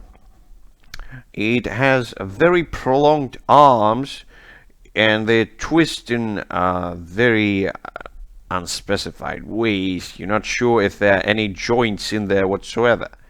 The face of the thing is partially rotten up husk. It's definitely demonic, but it resembles human, but twisted in a very, very horrible way. By the All Father, what is this?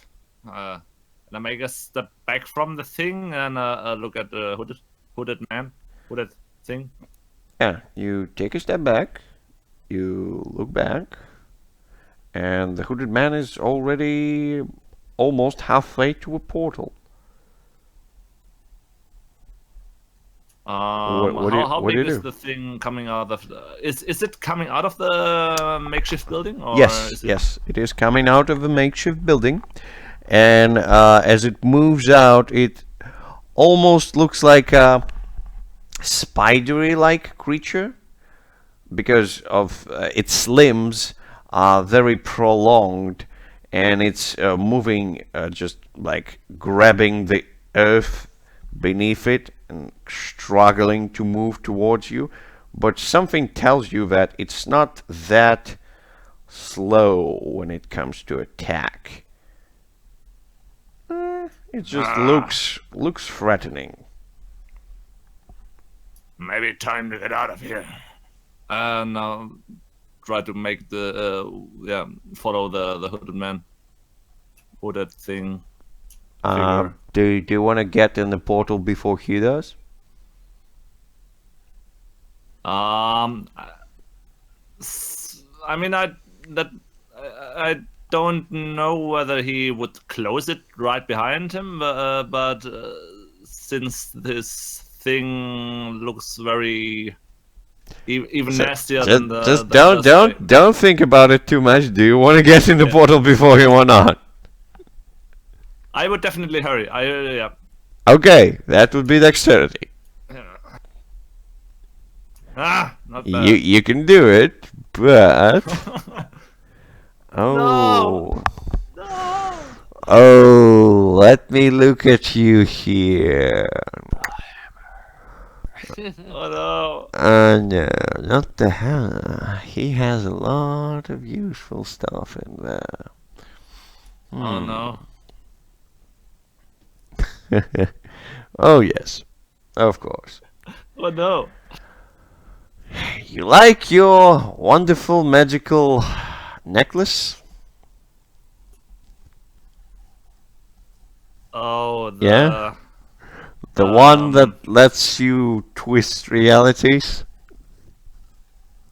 Oh, come on. Damn it.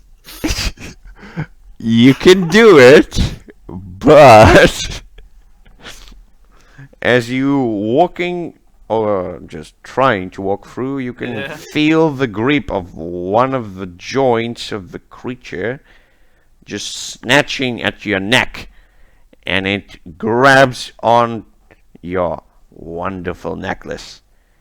If you rip through and jump into the portal, you will be free to go and get straight through it. But your necklace would stay behind. Wow.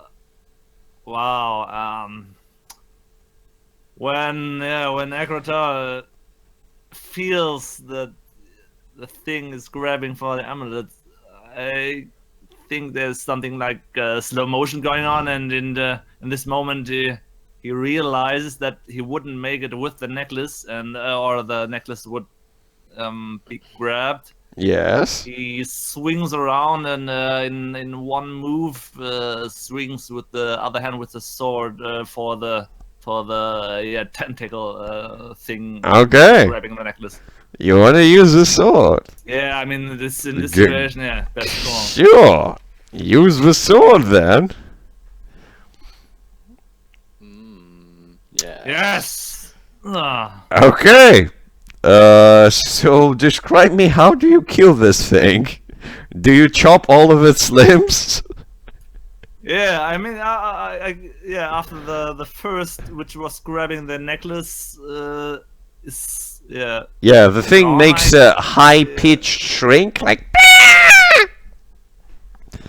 Yeah, Agrota begins to whirl around and whirl around the monster and cutting first all the tentacles and then throwing the sword in the middle of the thing. So he's slaying this creature that's like around a portal, right? Yes. And there are a bunch of people passing into the portal. Almost all of them already inside. Yeah. So as soon as the sword bites into the creature and like dealing the death blow, I'm going to. He's using the murder sword, right? Yes. Yeah. I'm going to make each person that's passing through the portal look like it's turning into one of those spider creatures. Whoa! Damn! Alright. A trap! You shouldn't have trusted him. Kill him now. Ah! I mean, so mechanically you would know it, just for Agrota's sake here. You can always discern realities if you feel bullshit anywhere. Yeah, I mean that's since even in the rush of the battle he would have at least some doubt because a moment before they were normal humans and he freed them and Yeah, and Yeah. now they're like turning into weird spider demons. They're being affected by the portal. yeah, that could be. So I would try to Kill them wise all. enough. Can I try to be wise enough? Yes, you can. Oh no! Okay. So some random shit happens. Oh, that's good. That's good. So, as you see, some of them are twisting and turning into those weird creatures. The portal itself starts to warp out, and the stranger right next to you lowers his cowl and starts to become the biggest creature of those yet. And he shrieks something like, "Are you gonna join us in our wonderful lair? Look, there's more of us right below you." And you look below your feet, and there's actually something below your feet. You're not sure what of it. It looks like a trapdoor of some kind. But why would it be there? What? So, what do you do?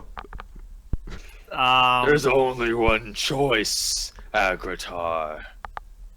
So I am kind of standing on a trapdoor. And, Yes. And how far away is the portal, and how far away is the hooded figure? The portal is about 7 meters away. The hooded figure is about 5 meters away.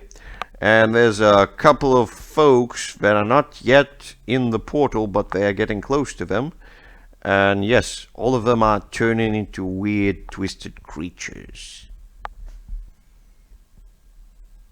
The hooded guy included? Yes, of course. He's turning into the biggest one yet. Yeah, then yeah. Try to evade the trapdoor and make the way to the to the hooded evil guy Okay. to slash. Evil hooded guy. That would be dexterity to get to him close. Ah! Yes, you can do it, but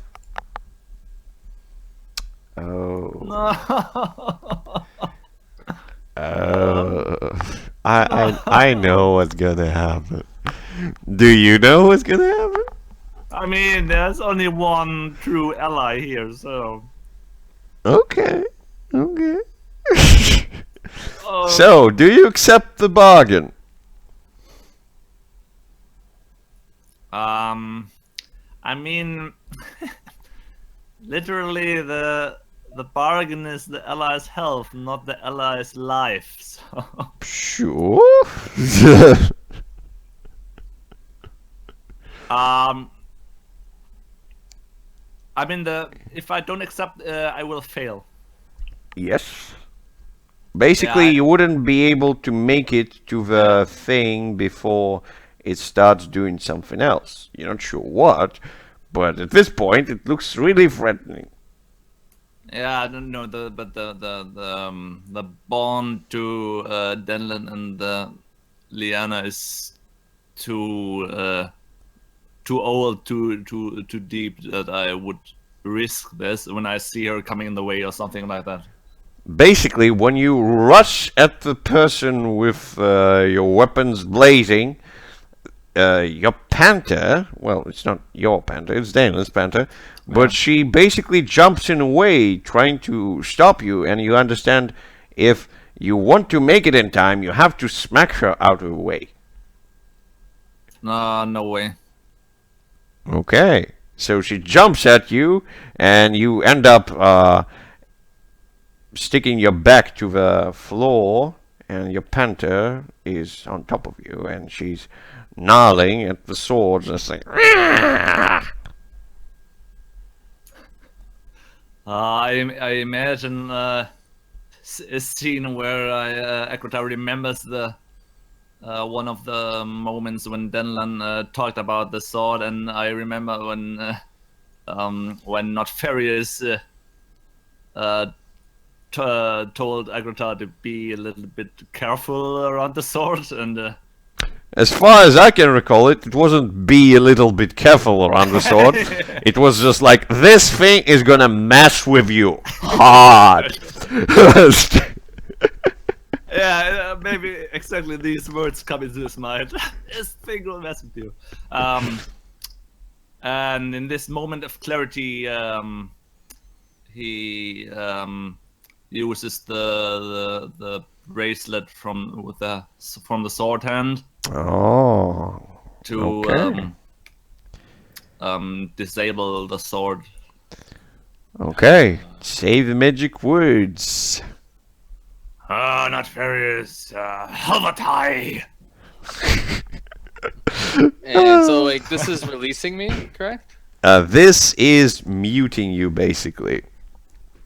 Okay. You stay inert. You can't whisper at his ear or do anything. Sure. But he also loses one of his arms, basically. He can't do anything. So, yes. And as it happens, you see your vision is less blurry, and you see as a mage in a black cowl entering the portal after the last man. Yeah. There's still a trap door right next to you. You're not sure where it leads. When the man goes through the portal is still there. so far. Heavy breathing. I stand up and look at Liana, glad that nothing happened to her. Yeah. And nod to the portal and give her a questioning look. She looks at it. And she looks at you. You see that she's hesitating. She doesn't know what's going to happen. Well, only one way to find out. And in the end, the guide told that it couldn't be that bad. And yeah, going to the portal and try Okay. to enter it. So you get close to a portal. Let's see if it's starting to close as you go towards it. Yes, it's starting to course. close. So Yeah. do you want to rush and try to make it? Yeah, absolutely. Of course, that would be dexterity. Nah, come on! What is that? Fuck! Some weird shit happens. I'm so not dexterous today. Okay. So, as you rush towards the portal, Liana is running right next to you. Straight out of the portal comes out a small furry creature, and it hits you straight in the face. It yells something like, "How about you?" And you just basically fall flat on your knees. You rip it off your face, and it looks like a very furry goblin. But it's not a goblin per se. It has a very big eyes for a goblin. It's not green. It's like a grayish furred creature, but it has some white patches on it. And it looks at you with wide eyes, and it yells something like, "Nick, Nick! How did you do this?" The tone seems to be questioning. The portal is gone. Yes.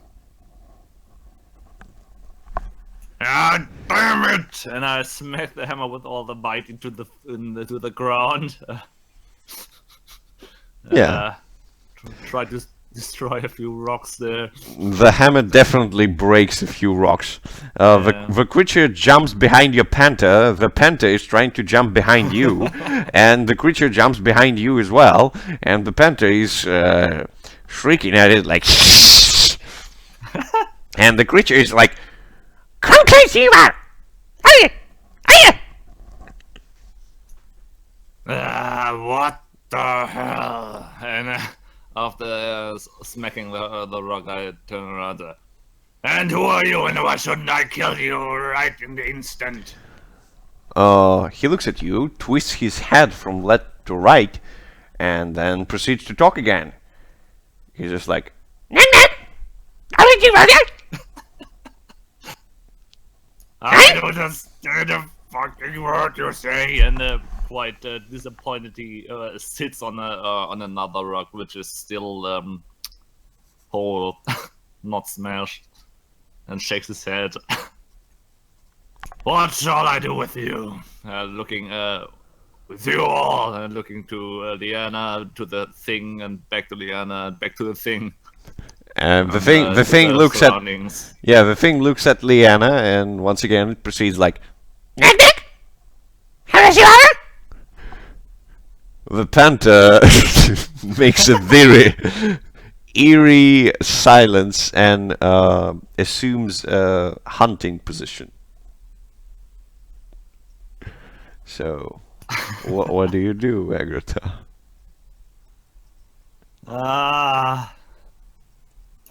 If you don't make clear what you want, then she will eat you. You know that? Speaking more, He look he looks at you and he once again, "Knock knock." does it do something, or is it on the same spot, only making noises, or? Yeah, it's making noises. It doesn't move yet. It's just twisting its head, just looking at you, making some waves with its hands. Nothing too coherent. And it's not making any gestures in a direction or something like that. No. So the panther gets ready to jump. Do you do anything, Agatha?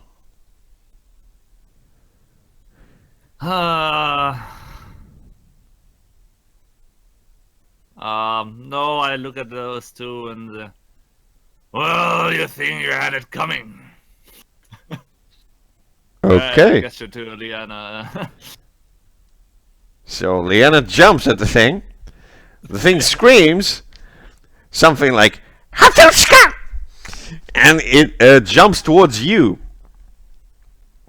What do you do, Agatha? Basically, what it looks like is the big panther is jumping. At the same time, the small thing is jumping. It's jumping away towards you. The panther in the air is trying to smack it with one of its paws. And the creature is making a twist in the air in order to intercept the paw and use its momentum to get closer to you. It's like a little furry ninja. I try to grab it. Okay, that It would lands in my face at least. that would require some dexterity in order to grab it from the air. Yes, you can do it, At least the but you would suffer debility.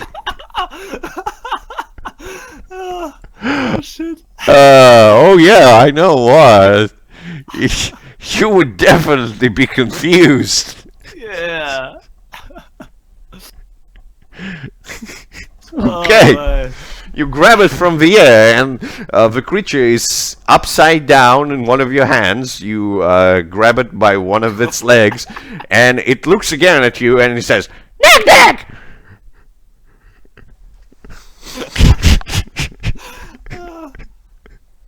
oh god, yeah, quite confused. I let go of it, falls to the ground. It lands straight up on its feet, just brushes some of its hair, looks back at the panther,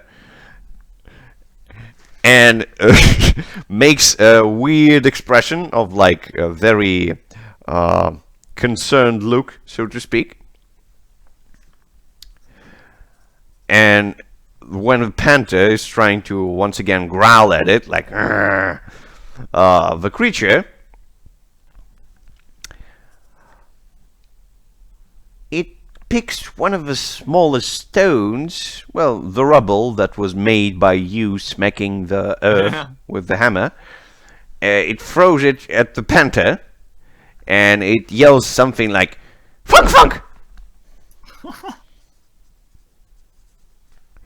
The panther is keenly dodging all of the stones, but it's not amused by what's happening. And it's going to try to jump again, probably. So, do you do anything? I get between them and smacking again very mightily the ground with the hammer and say, Stop that madness! I got no sense for that. I have to think. Stop this. For a second there, everything is silent. Then, little creature basically moves at your feet, looks up, and says, "Knack, knack! How is Chihuahua?"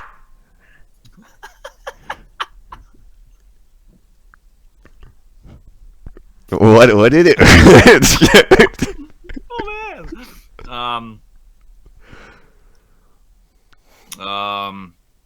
Ecuador shakes his head, kind of annoyed and And yeah, turns it back to the both of them, and yeah, makes its way to the trapdoor, and tries to open it and look down.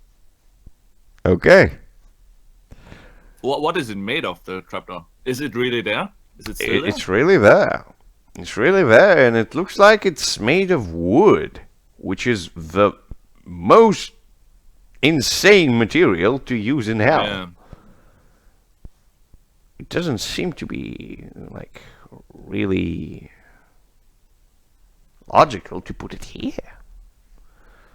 But Yeah. hey, you're not gonna argue with whatever architect did that. So, when you actually open the trapdoor, let's see. Oh yes.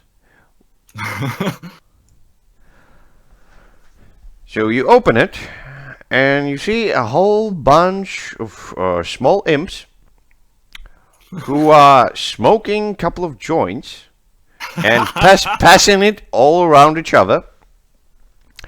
And one of them is constantly using a small hammer to break down parts of the rubble around. It looks like miners of some sort, but it's really weird.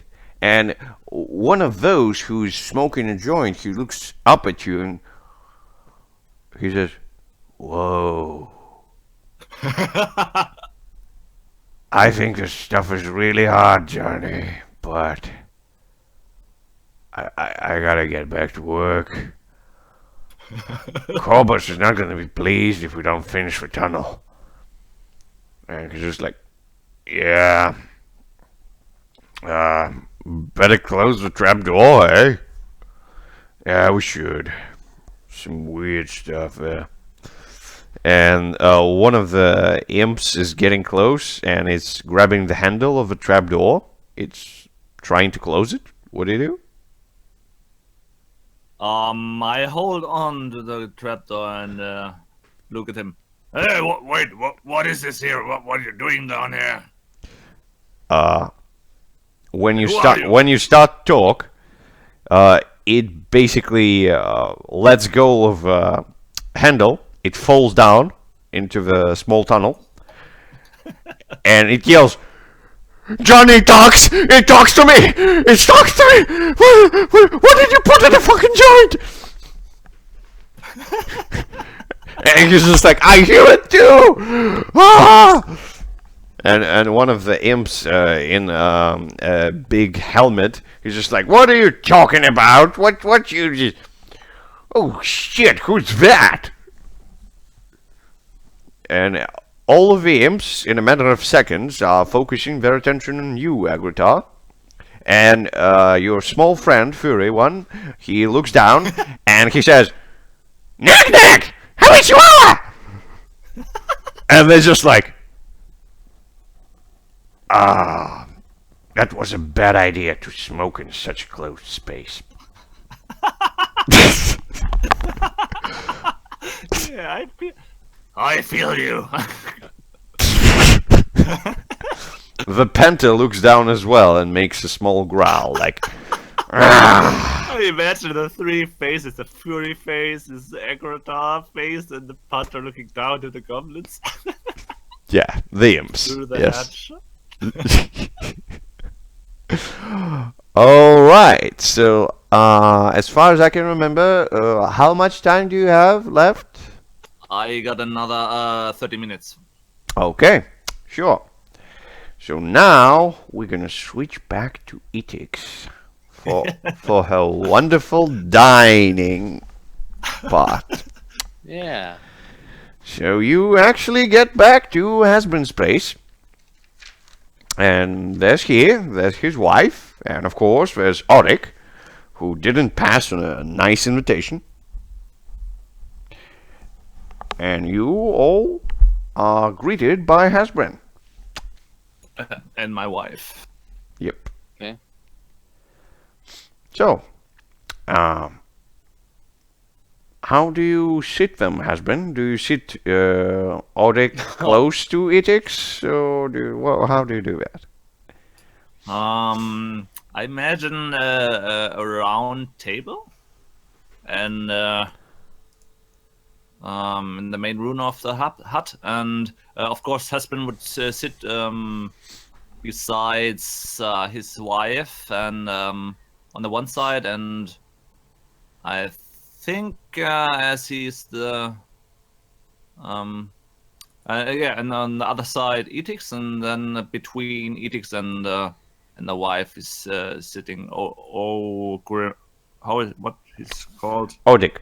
Odik. Yeah. Yes. Okay, that's the composition for you. So, the fish stew is quite tasty, Etix. And Odik is also noticing it and says, "My husband, your wife still knows how to cook." Wrong. Echo isn't there. Oh, yes, Yolanda here you made some great stew out of that strange tale. Oh, I have to get another one next time. And your wife says, "Of course you have to. We don't have too much food in the house. If you have to take Fulgrim for you on each fishing trip, you should do that." Yeah, maybe. I will ask him the next time. And I will make sure we got enough fish the next time too. But let's eat for a moment.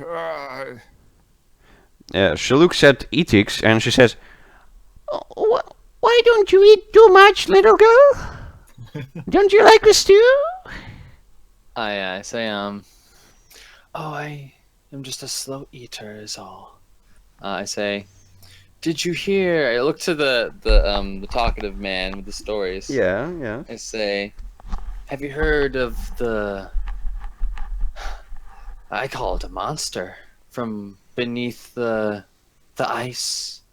It almost devoured Hagrid or Hagrid. Hasbrin.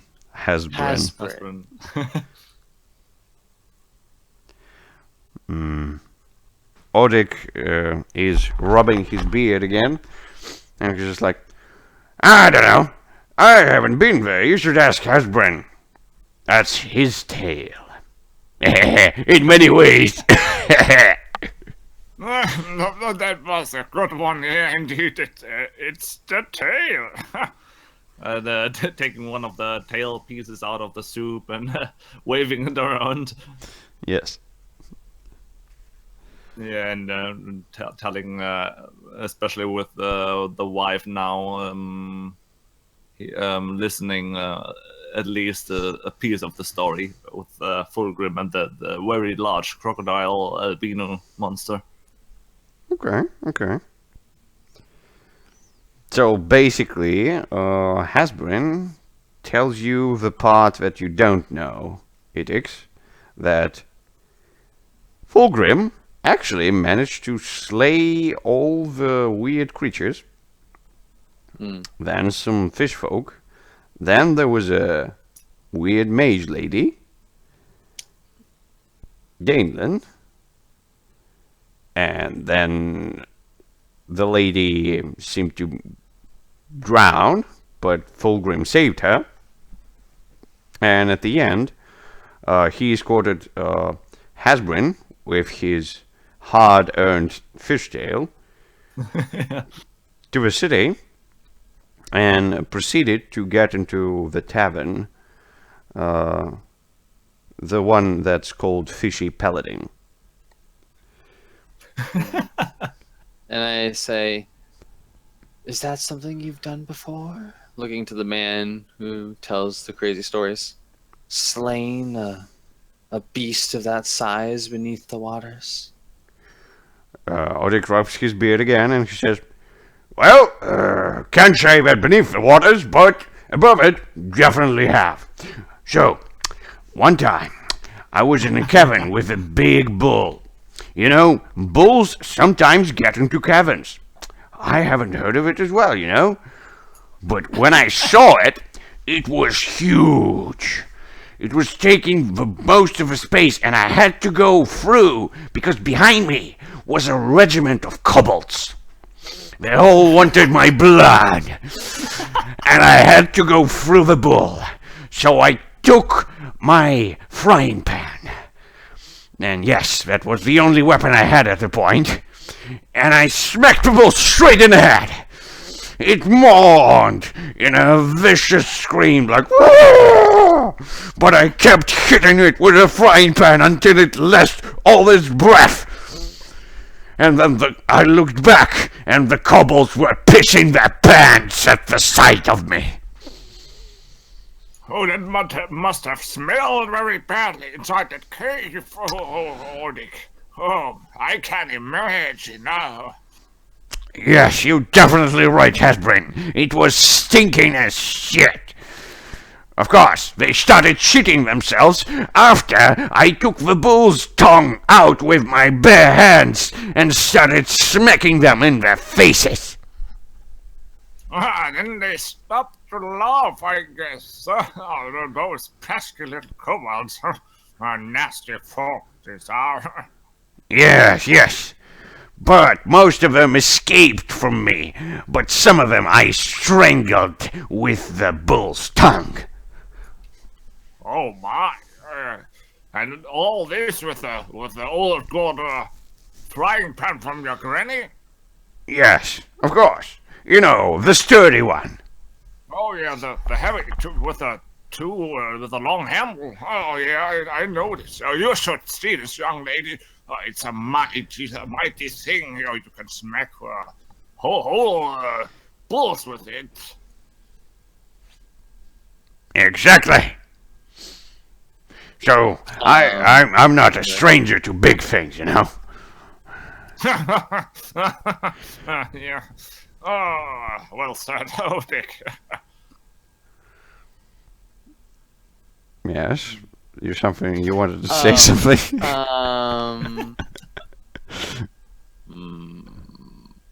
I say,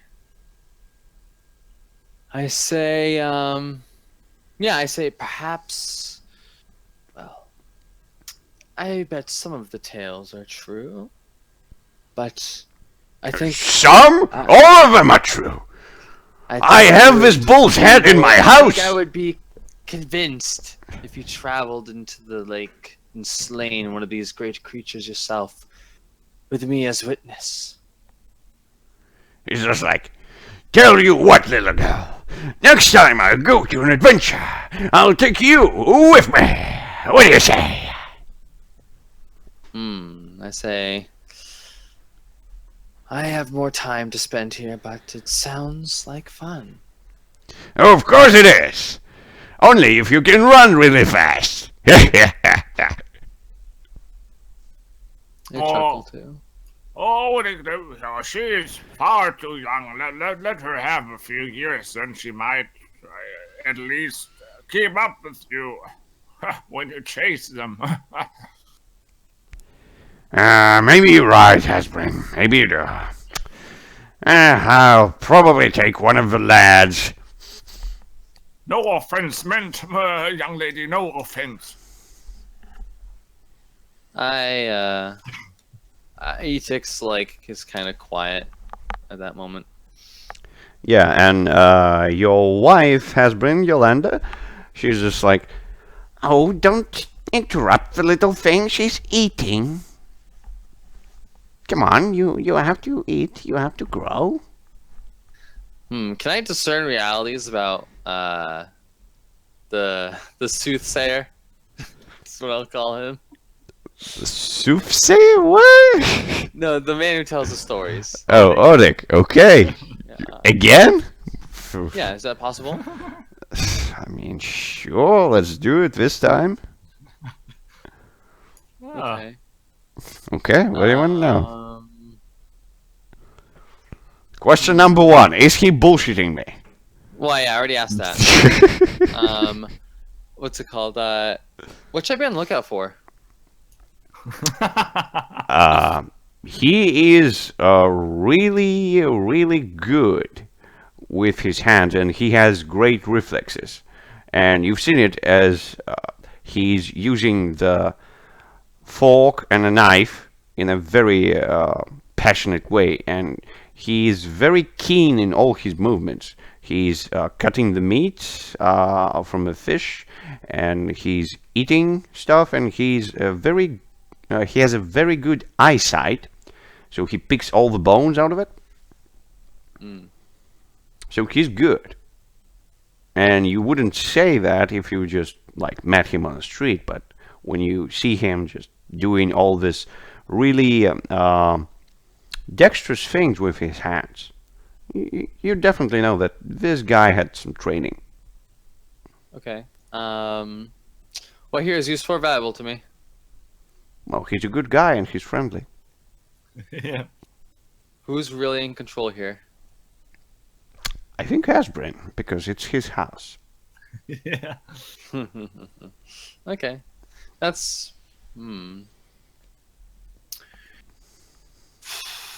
That's all.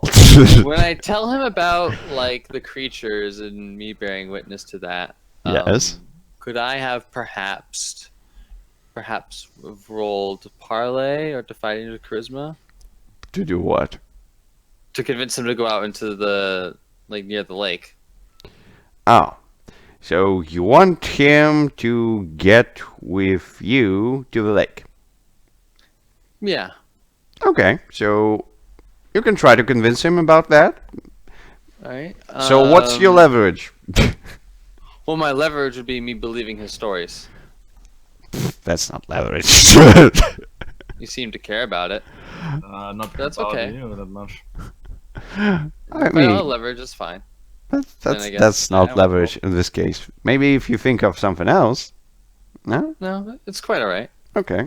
If you don't come, I will kill you. So you can defy danger with charisma if you want. To attempt to do that. Nah, I finished the meal. Okay. You slowly eating as Odik and Hasbrin continue rambling about their previous adventures. And Yolanda seems to be really concerned with you eating a lot, because you're so small and scrawny. Okay. Yeah, everyone's eating. Yeah, I don't mind. She can be concerned if she likes. Yeah, let's go.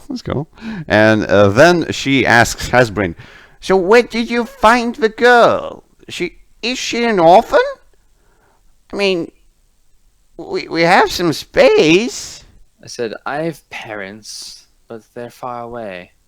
I'm a traveler. She went out with us when we went fishing this day to tomorrow. This midday. And then when we met this huge beast where we're eating this thing now, and she came back. She came back. Yeah. Then she was standing in front of the hut. Yeah, she's a traveler, she is. She walks around and doing stuff, I guess. And Yolanda gasps like, oh, dearie, did you run from your parents? I say, no. Did they beat you? You can tell me. I say, if they did or not, it matters little to me. Oh, don't worry, nobody's gonna hurt you here, dearie. And she tries to pet you on the head. Like, do you allow that? I allow it. Okay. She pats you on the head, and she's just like, oh, what? Oh, there's something on your head. It's just, did they beat you on the head? Oh, let me look. Yeah, We can ask the chief. Yes. I say, try to debate whether Etix is gonna like snap. I don't know. She's gonna try to play it cool. I I want to roll. I think I'll roll a 1d2. On a 1, she'll snap a bit. On a 2, I can just say yes or no. Don't worry. Just yes. I got it. So she is. She like, it's just instinctively her hand slaps her hand and says, "Unhand me, peasant." And it's just like, oh! What? Yolanda, maybe she's a little bit nervous. Maybe we should let her her secret. Yes, let's continue eating. I say, I'm not nervous. I just don't like being touched. I'm sorry. And Yolanda's just like, don't worry, but there's something weird on your head.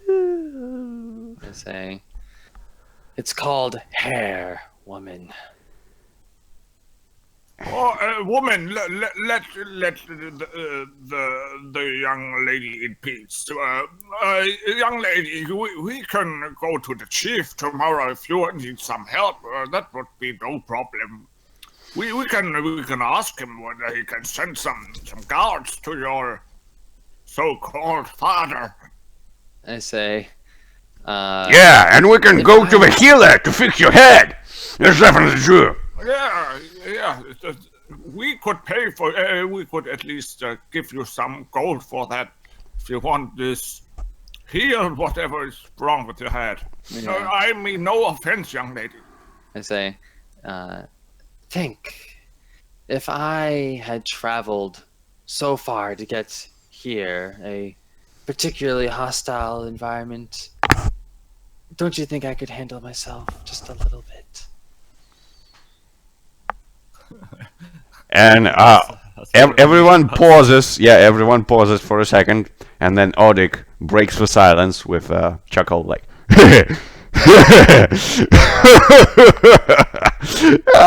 she's a funny one. Yes, that was a good one. Yeah, a small thing like you would not survive a day in a blasted land. But don't worry. In the city, nothing to worry about. Only just don't get out on the shiny nights. Yeah, in the night, you only have to be careful at the night.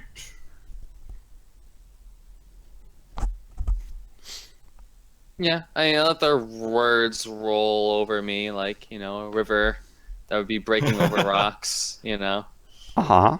Sure. That's it. I finished the meal, if possible. You know, water can break rocks. I'm just saying.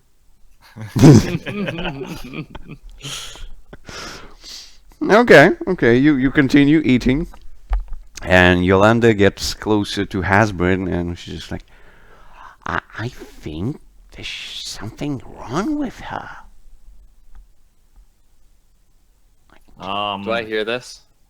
I mean, she's whispering to his ear, so probably So not. I don't hear that. No. Okay. Continue. Aspirin gives her a look, and the look is a mixture of uncertainty and maybe a little bit, a tiny little bit fear, maybe. Okay. And he whispers back, Well, after this day with the elf, I don't know, and those red eyes, but she looks like she means no harm. So, and she's a little girl, even a strange one. So,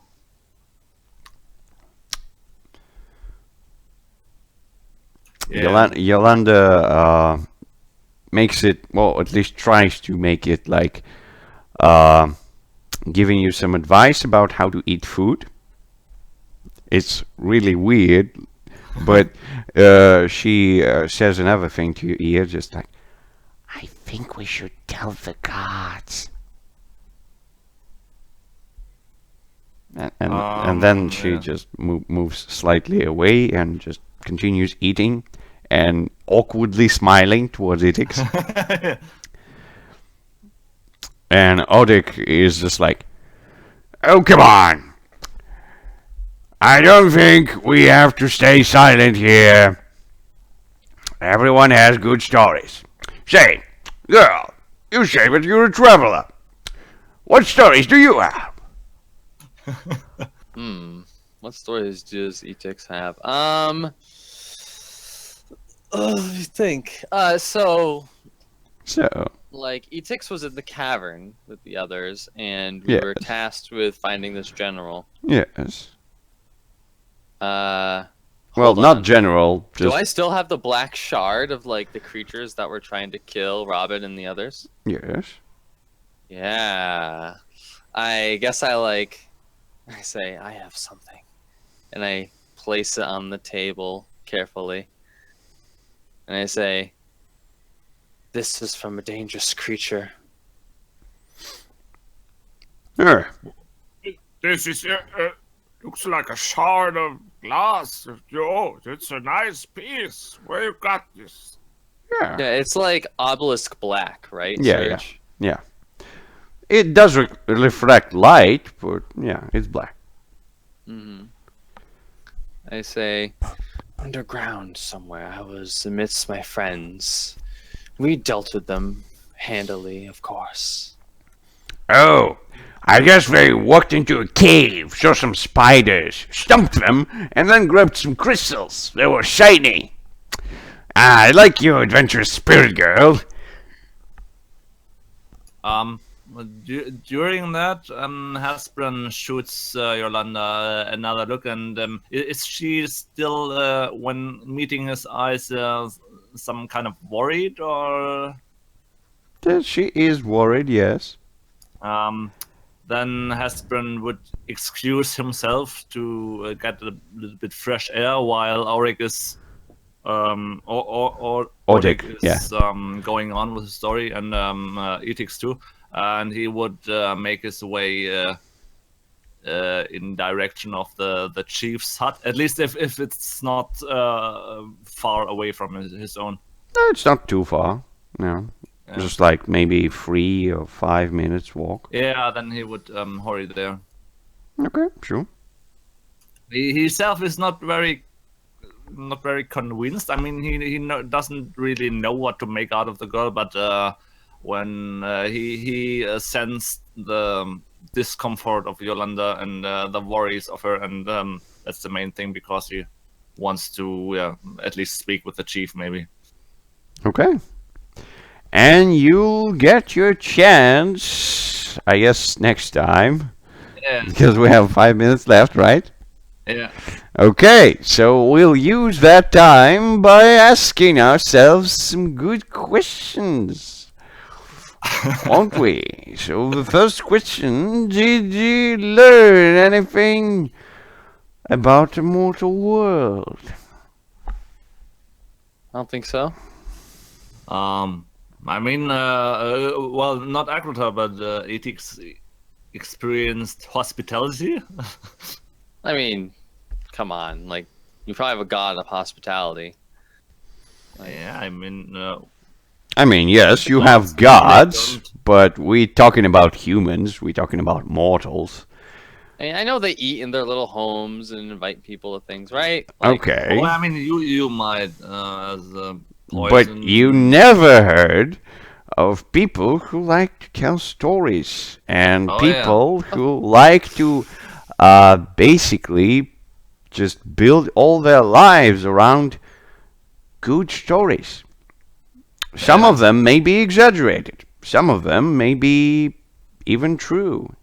You don't know, and that I mean, like, may so what be... you're telling me is I learned something new about the world because some guy likes to tell stories. No. It's not some guy likes to tell stories. It's just like the stories give comfort to mortals. Yeah. And usually, I don't think gods... Etix interpreted that, though. I mean, but I mean, we experienced some kind of that, something like at least Akrota, if he wouldn't be there. Okay, in this time he experienced a lot, but that thing was quite unusual. I mean, for at least for ex-gods. Mm. The dining with the Fisher family and getting used I mean, to this, it's up to storytelling. you. If you saying that your character does not acknowledge any type of knowledge, okay, sure. Well, it means like, I feel like when you say, "Did we learn something new about the mortal world?" You Yeah. know, I mean, it's you not- it's not very haven't significant knowledge. you Like, haven't like, been in the mortal world for almost a century, and so you're not really attached to mortals and how do they do stuff and how do they manage. So yeah. And I suppose if we're gonna look at it as in like, you know, just did we learn anything new about the mortal world? Then I guess yes, I learned something new. Some guy in the mortal world likes to tell stories. Sure. Okay. Let's go with that. And the next. Did you finish a given quest? I don't think. I don't think you did. No. No. I don't think you did. Okay, but did you prove yourself capable to achieve a sentence? I mean, You went close, but I don't Yeah. think you no, just. it wasn't that epic. No. Yeah, it wasn't that epic. And Etix didn't poison Just got free anyone. food. Yeah, but you didn't poison anyone. You didn't Yeah. prove your godhood. I mean, like, you know, Yeah, I it's know. not just this is the god of like senseless slaughter. Oh no. Senseless slaughter and the war are two things, and Yeah, this is there's much more to war. Yeah. Or It's that more might complex. Be a bond that we could create to show ethics the real meaning of war. the real meaning of war. Yeah. Okay, good. And now we go to the laments. So, did you ensure a convention of a civilized world, Agritar? Kind of. I messed the whole place up with the breeding ground, and yeah, there will be no one bred in the near future. Yes, you Maybe. did destroy that, and you did help the guy destroy the cages for whatever reason. So yeah, you definitely foiled some plans. But was it a convention? I wouldn't say that it's a convention, though. Yeah. It's just, I mean, yeah, you didn't break the rules. yeah, except not like last time where Yeah. I messed the whole rule construct of Yeah. the place up. Exactly. Yeah. Okay, yeah. It's not this time. So Etix, did you harm another to prove superiority of your devotion? I don't think so. No, it's not wise right now. Yes. Harmless at the Yes, moment. at this moment you're quite harmless. Just Yep. literally. Okay. Let's hope it doesn't become a habit. Hey. Yeah. Just a harmless goddess of poisons. Yeah. Yeah, E- you even followers with that can't kill level everyone. 9. I mean, Even your with your level best 9, yeah. follower is right now at the inn, making a shit ton of money. That's pretty good. I'm satisfied with that. Of course, my followers would have success. Okay. If you might return someday to heavens, you will be the goddess of business, no more of poison. Maybe. Business ethics. Yeah, it would be fun. All right. So, does anyone have any questions, suggestions, or otherwise? No, not that I know of at the moment. I mean, we left at a quite interesting point now. Yes. I'm quite curious what next time will happen, especially when Denlan wakes up in prison. Yeah. It's always a nice place to wake up. Just like First time he wakes up, he's being tortured. Next time he wakes up, he's in prison. Yeah, but I mean, it's getting better.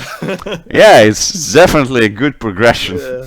It's positive in all ways. All right. So, So yeah, thank you, and yeah, see you maybe on the 30th or around that.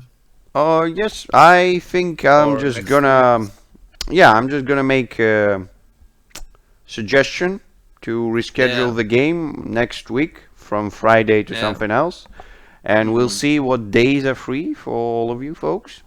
Yeah, sounds good. And yeah, by the way, I'm gonna ask Danelin as well. But what do you think? Should we bring more people to Need roleplay? more people. That's my opinion. I already heard your opinion. And the thing is, I know how hard it is to get reliable people, and I remember the very fun times when Heraclius and the guys were there. So at least trying to get one solid, maybe solid player to the party might be yeah, a good try, Yeah. a worthy try. Right now, at least when I'm looking at it, we lack Sure. cohesion.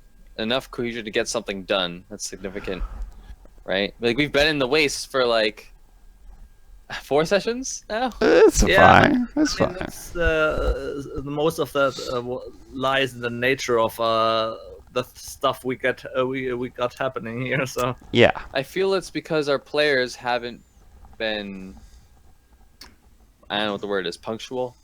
Like Oh. one person's been gone 1 week, so he's separated. Another person's gone next week, so he's separated, right? Separation is one thing. It's not too hinging on the separation factor. It's just Yeah. like you don't actually know what to do.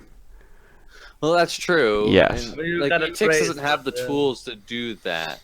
No, that's- I would I argue mean- that you have the tools, but yeah, you just don't use them correctly. But okay, never mind. That's all I'm going to say. That's fine.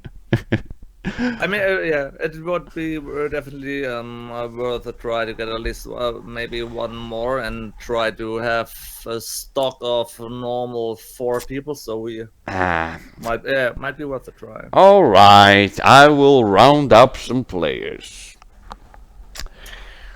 So, until the next time, and I hope the next time we're gonna have more peoples, and I'm gonna fix the interface because Roll20 changed things. Yeah.